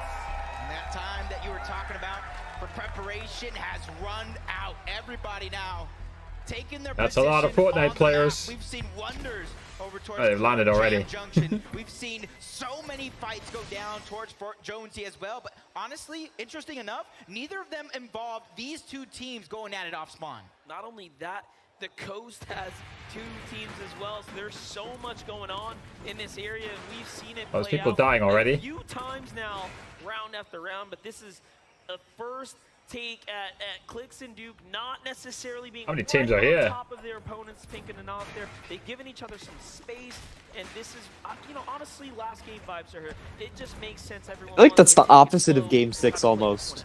I feel like people who are having bad days just want it to be over.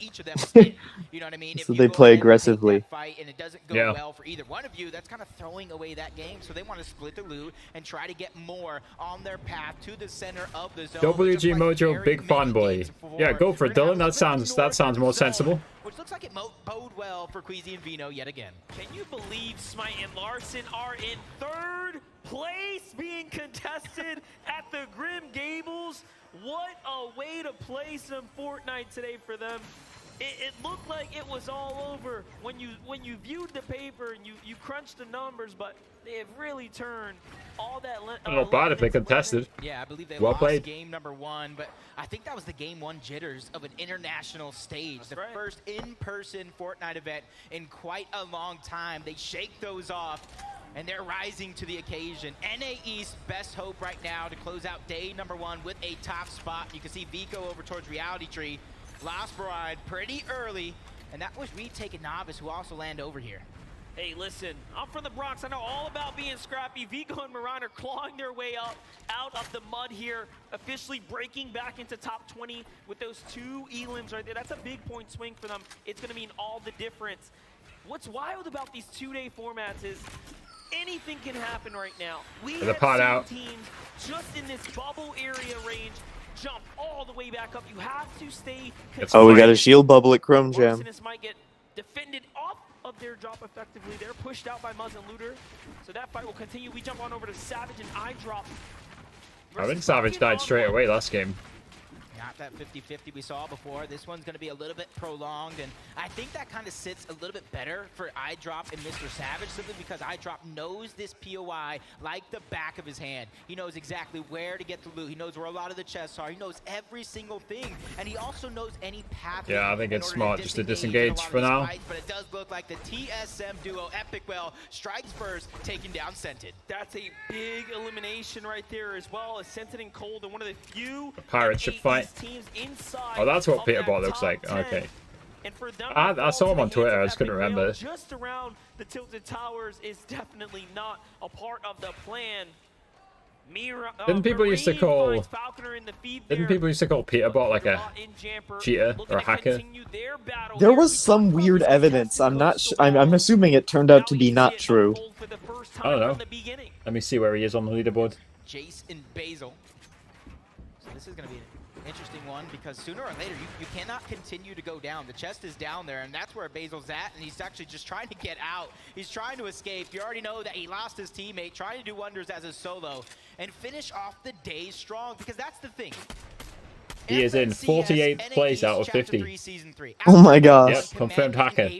We're in 9th place. Day number 2, they had the comeback for the Never mind. Yeah, I'm just proving the point. He's hacking on LAN. Flies high through the sky, just a little too high. The shots are coming in. He's finally able to land on his 2 feet and try to stabilize. That's what Peterbot is known for. On1 and Bugha, though, fight back here. The last time they won their drop, they turned that into a monstrous endgame, and now they're clawing back in. Savage already down. iDrop. Run away, Savage. That was a third party. Actually, Savage is on the run right now.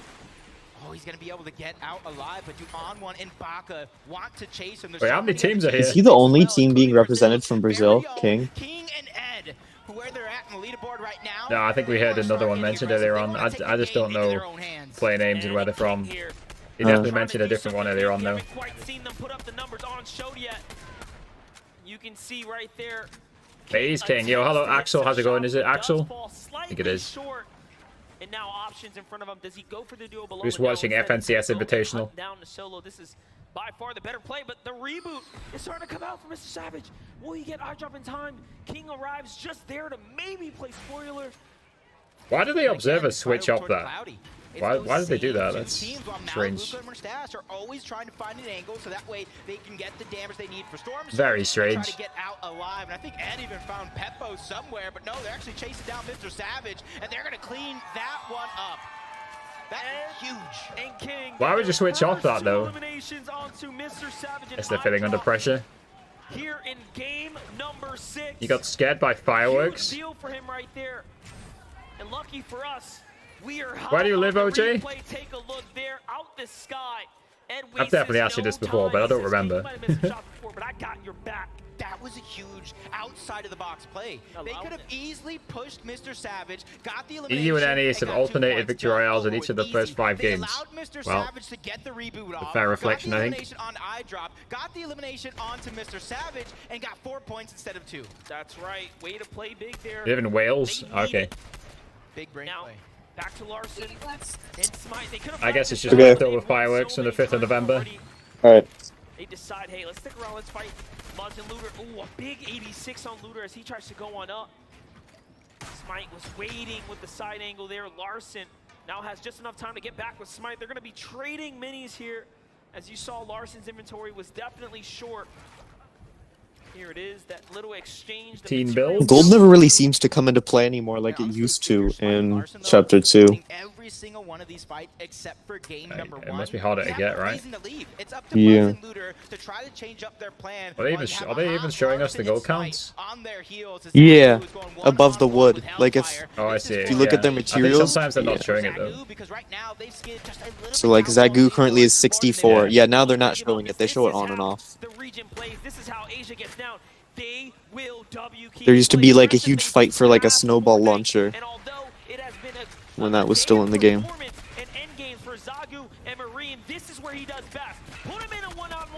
Yeah, I think they have paid more attention to balancing competitive Fortnite. Yeah. I don't think Epic thought that was unbalanced. I think they just... They probably just thought that it was some like fun item, but...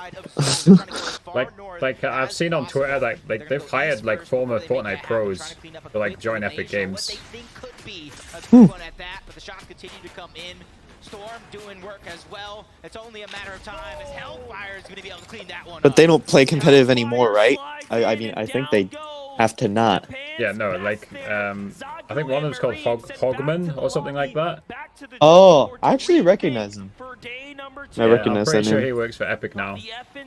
He's from Summer Skirmish. That's how quickly things can change. Yeah, Hen was already down. Now they're just trying to. So obviously he can talk to the players and find out what's completely broken and just get rid of it from competitive. But Vico somehow took down Avery. They were waiting. They were trying to hunt down the team, and it was them who ended up getting hunted. But Joe and Zandy, they don't want to let this team out of their sight. They have at least one elimination against players from 6 different regions. Oh, that's the most lurking. of any duo, and that goes to show how adaptable they truly are. That is right. Vortex is a solo, as we touched on. Is he dead? Out the lobby. You can see the look of focus on his face here. He recognizes, oh, big read That's there. fine, that's fine. Right in the nick of time. He knew where the med kit was. With about 2 HP left. That's going to be a huge save for him. Meanwhile, Sensei and Cold now making their move. Like we said before, they have been somewhat contested, right? Their draw spot. Maybe not going head-to-head against Pars and Raze there, but possibly trading out. Good team on the blimp shooting them. See it kind of coming into effect here as the loadout's very much not quite where you want it to be. And that's Acorn and Edgy sitting on top of the blimp, being that nuisance as Cold and Sensei. They have to rotate right back in the way they came from. See if we can make At 110 hours, not All bad, of these OG. people are fighting in Storm. It's so dumb. It's like pub arena like, all over again. Go up to high ground here. This is such a risk, right? But of course, we never really know. They want some. Oh, they're going to the vault. They steal some leftover loot. That's going to be a huge situation here. Meanwhile, Muzz and Looter. You get to see a replay here. Remember, this is up against Smite and Larson. Oh. Muzz turns this around.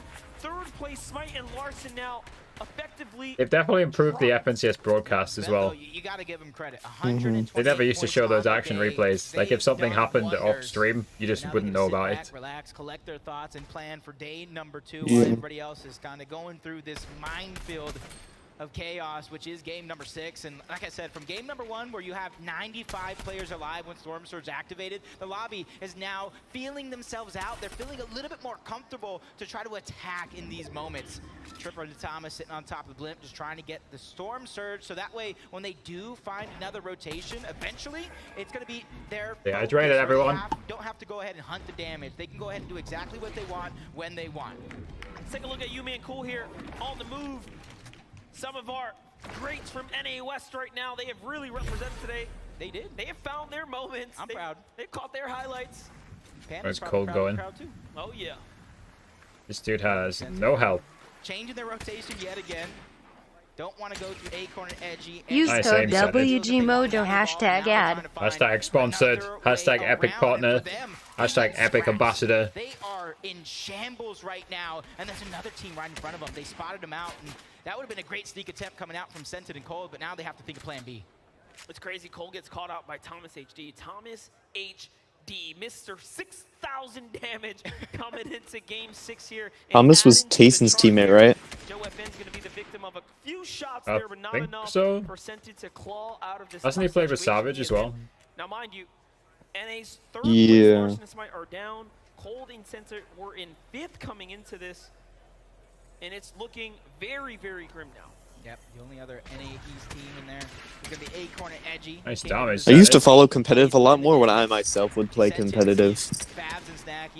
I used to watch reverse play all the time. I've not watched competitive properly for ages. Luckily enough, his escape plan, you can already see it. It is going to be that launch pad. He's playing a very dangerous game here. He's already been tagged for whites there. There it is. He doubles. But it's definitely interesting to see a land back. There's a med kit. Okay. He knew that. Hopefully they can do it multiple times a year now. There it is. And like qualify players for it instead of picking them. Time to med off. He will have enough time. Will he play for the reboot? Is the true question. I don't know if they've announced something yet or not, because again, I just don't follow it. And KBR are still alive right now. Peter Bot's dead. Above. They're looking pretty solid. Zeddy finds Jamper. Well killed as well. Peter Bot goes down too, so that's had to be an Eastern edge zone rotate that just did not go their way. Yeah, and that south side of the zone right now is just going to become my goodness. congested. You're going to have to figure out another way to try to rotate around as Chicho's trying to find some damage. Barely gets above. Dude, his aimbotting. Gets a knock on the rapid in the distance as well. And you see some other shots coming through. They know that that player is under pressure. Now the lobby is now lobby focus. They're focus. trying to take him out all together. Bevies is now joining the fray along with Vortexers as well. Andalix has his back up against the wall. He's trying to survive. And Alex and Bailey are also rotating in. It's going to be such a The problem is if two teams push the same solo, then they might just all disengage and it helps the solo. Going down. Our 10th plate PH Zen looks like he falls in the feed there too. Bugha and Mero in the storm. Extremely desperate now for Brazil right now in this last game. Here's Bugha on the other side of Anas and Pink's wall. They're going to heal up. Eyes on Miro and Bugha, but no, they want to get out of here. This is a little too dicey for them now. Low pad Burning a pod. to the safe zone. Pretty decent. It's a great spot to be in right now. They're okay on the surge, but they could use a refresher here. Yeah, it's interesting how they've made pod is just an item instead of a trap. Looks like he found Avery. Hellfire was a solo in the zone. Yeah, I've said before that I don't really like it. You do or you don't like it? Don't. I don't mind it. Yeah, that's not good. You can kind of see why they rotated out of Rave Cave, trying to third. I think in the past in competitive Fortnite you had like way too many people padding. Their entire story around is Bugha and Miro trying to get in towards the zone. It's more skillful if you have to rotate on the ground. Trying to survive 43 HP and a dream. Miro's there to try to alleviate some of the pressure, and it does look like it's going to stop. That was tough. Very, very close right there. Yeah, Bugha and Mero are 34th right now. Not crazy. Not good. 51 points. Everyone slows down for Tayson Chapix. They are versus 149. Comfortable right now. No pressure on them, but there's a lot of players in this vicinity here. Movement, little scarce. Now the Macwood over there. Pars and Rays surviving as well. Cammy and Seti trying to take that top spot back. you hear the analysts, they're having great games, and then they're kind of having a little slip-ups here and there. But luckily for them, this is day number 1. As long as you keep it competitive, you'll be in the mix. And look at our top 4. Top 4 is all EU right now, Monster. I wonder what the point spread is between first and last. It is the 13 points is last place. Oh wow, yeah. So 100. So if you're in like bottom 10, it's gonna be difficult for you to do anything. Yeah. 40th place is 38 points. Put those 3 up in the standings and wait for them not to let So the points are very unevenly distributed. Yeah. Bugha and Mero are in 34th. They have 51 points, so they have a third of first place's points. But a team that doesn't have much to worry about. You saw them high at the top of the blip. Acorn and Edgy, almost 500 above. They're just picking and choosing their battles, trying to figure out what the right play is going to be. And it does make you wonder, although Malibuka and MrSavage are contested, being below the surges means that, hey, that first game was again, I think some of them will just be choking on land, probably. Like, too nervous. Peterbot being one of them. By looks of it. Yeah, a lot of these people, this is their first LAN. Yeah. It's not like other games where all of the people have been to LANs before. I don't know how many controller players there is. But maybe, you know, maybe some of them were zenning, you know? Who knows? Some of them are what? Zenning, as in cheating, basically. Oh. You know what? What's it? It is called a Zen, right? He's going to get a second chance at life as Onwin is placed in the top 10. I thought it was just called soft aim, but Cronus Zen. Trying to put NA West on his back. Like you could basically make you make the game think you're on like Switch or Xbox, and which gives you stronger aim assist, but you're actually on PC playing on 240 FPS. Completely smooth game, but you've now got stronger aim assist.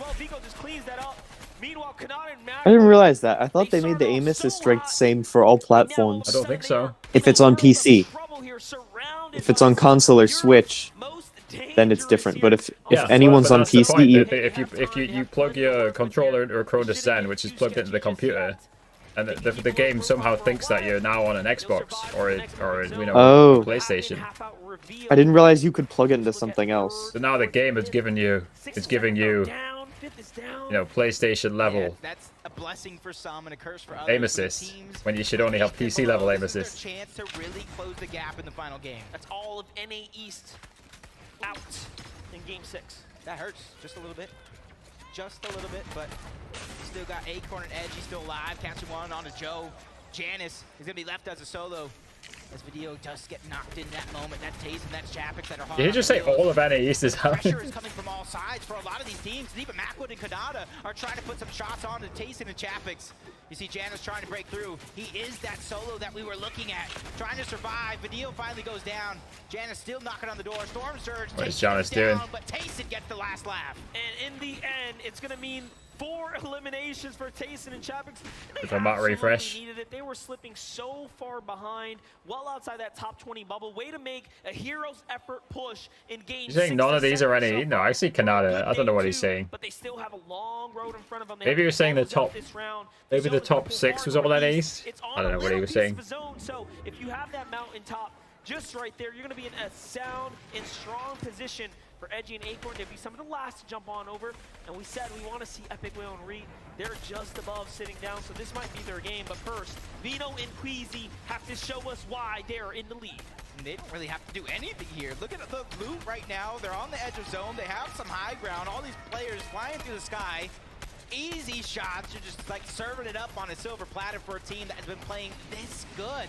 But only 7 damage below the threshold. And let me tell you something, this is not bad for a team that lands north and then has this half in, half out pull north. It makes a big difference when you are already positioned there. Dude, they just need one shot. Now they just have to worry about damage management. Maybe they're just going to play for hoping other people die. Thomas HD are there as well. They have that same story. They are very much close by. Here's our high ground. Of course, there's no dying in Fortnite. Only eliminations. The 6X, and of course, what are they doing? Multi-FNCS winner himself Going head-to-head against RefsGuard right now. They're starting to crank up.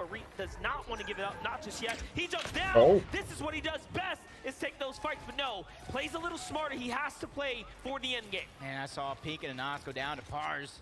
He's finally starting to heat up. Tayson gets Why did he give up height there? well. RefGuard as a solo. Oh, he's a solo. It's basically just griefing. That makes sense. That is OJ, you seem to have given me about 20 different yellow cards.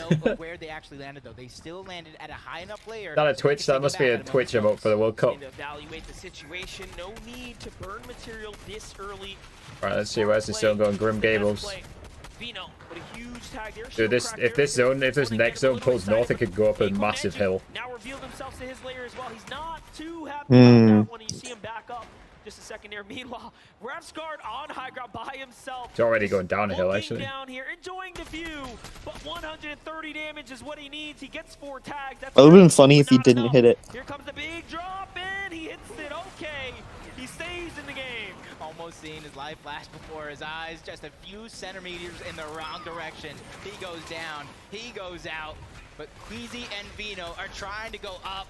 They're trying to take the Gonna game go by over the storm, court as well. This is funny. They got the high ground for now. But it's not for free. They do have a duo on their heels. Who is it? It's RefsGuard who try to fight for it, but he is not going to be successful. He's trying to take height as a solo. It's funny. Okay, it hasn't gone up the hill. Amazing placement if you can ride it out when you're a solo like Gone around the that. side of it. Excellent attempt. But now It's still got time. into the heat of things. Seti, Cammy, 2 Elims, another end game. And their biggest threat, Tripper and Thomas HG is alive. Acorn and Edgy, NA East's last hope potentially in this lobby, still in the room. They're trying to break them out. Saw threats go down to the bottom. Yeah, the high ground is on two builds. Falls as well. Ed's gonna get one. Queasy Vino trying to go ahead. They need to connect it outward so they can something. damage. Seats a solo stuck in the outside of zone. 4 floppers to work with. The Siphon Clix is killing somebody. Ed. This is an opportunity for him to pick out placement points while being outside of the zone. Not only that, Clix is still alive too, but here's Tayson. Tayson's gonna fall inside the storm now. It's up to Acorn and Edgy making their way out the outskirts here. Look at the clean rotate here from Acorn. He is just exceptional, but we get to jump. The movement from a lot of these people, that's probably what sets them apart. Yeah. Looking good from 0 to hero. He's trying to claw his way. The mechanics is insane. On the edge. No Elim there. Duke has to fight back, and down he goes. GG. And it is all over. And once again, we might be seeing our first Alright, where's it going? Oh, boring zone. Oh, the zone is just being boring. Leave them with all the confidence in the world to end day 1 and go into day 2. They have 10 Just going around the side of every hill. He's trying to have a comeback for the ages to close out day number 1. Shots on the Tripram, a huge amount of damage. He drops him down as boring. well, but goes down altogether. Valiant effort by Vico. It is a worst case scenario for Thomas HD because his biggest threat is on high ground. Use code WGMojo #ad. Hashtag sponsored. Hashtag epic partner. And then try to turn this into potentially a solo game. Meanwhile, Thomas finds Watts.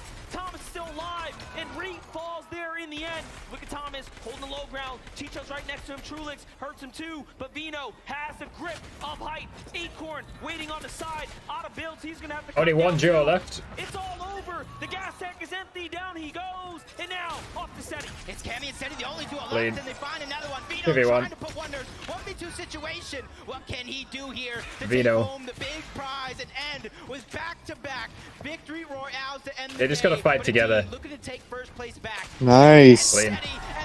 And GG. By getting that VR to end game 6.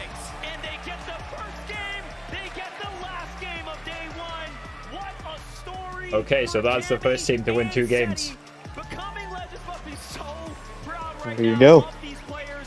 They put in the hard work, they put in the effort, and wait to watch it pay off. That is huge for them because Yeah, I'm pretty sure there's 6 more games tomorrow, so they have to do that all over again. top of the leaderboard. They play their play style through Interesting. and through, from the drop spot all the way to the end game. They're one of the few teams, time and time again, that has their own spot. They call it the Cammy split. Well, I mean, they've had to change it, obviously, since the turn of the chapter. And now they get to take that victory lap to center stage, where stretch. they will be greeted by Adam Savage for a quick update. And Adam, please tell me how they do it.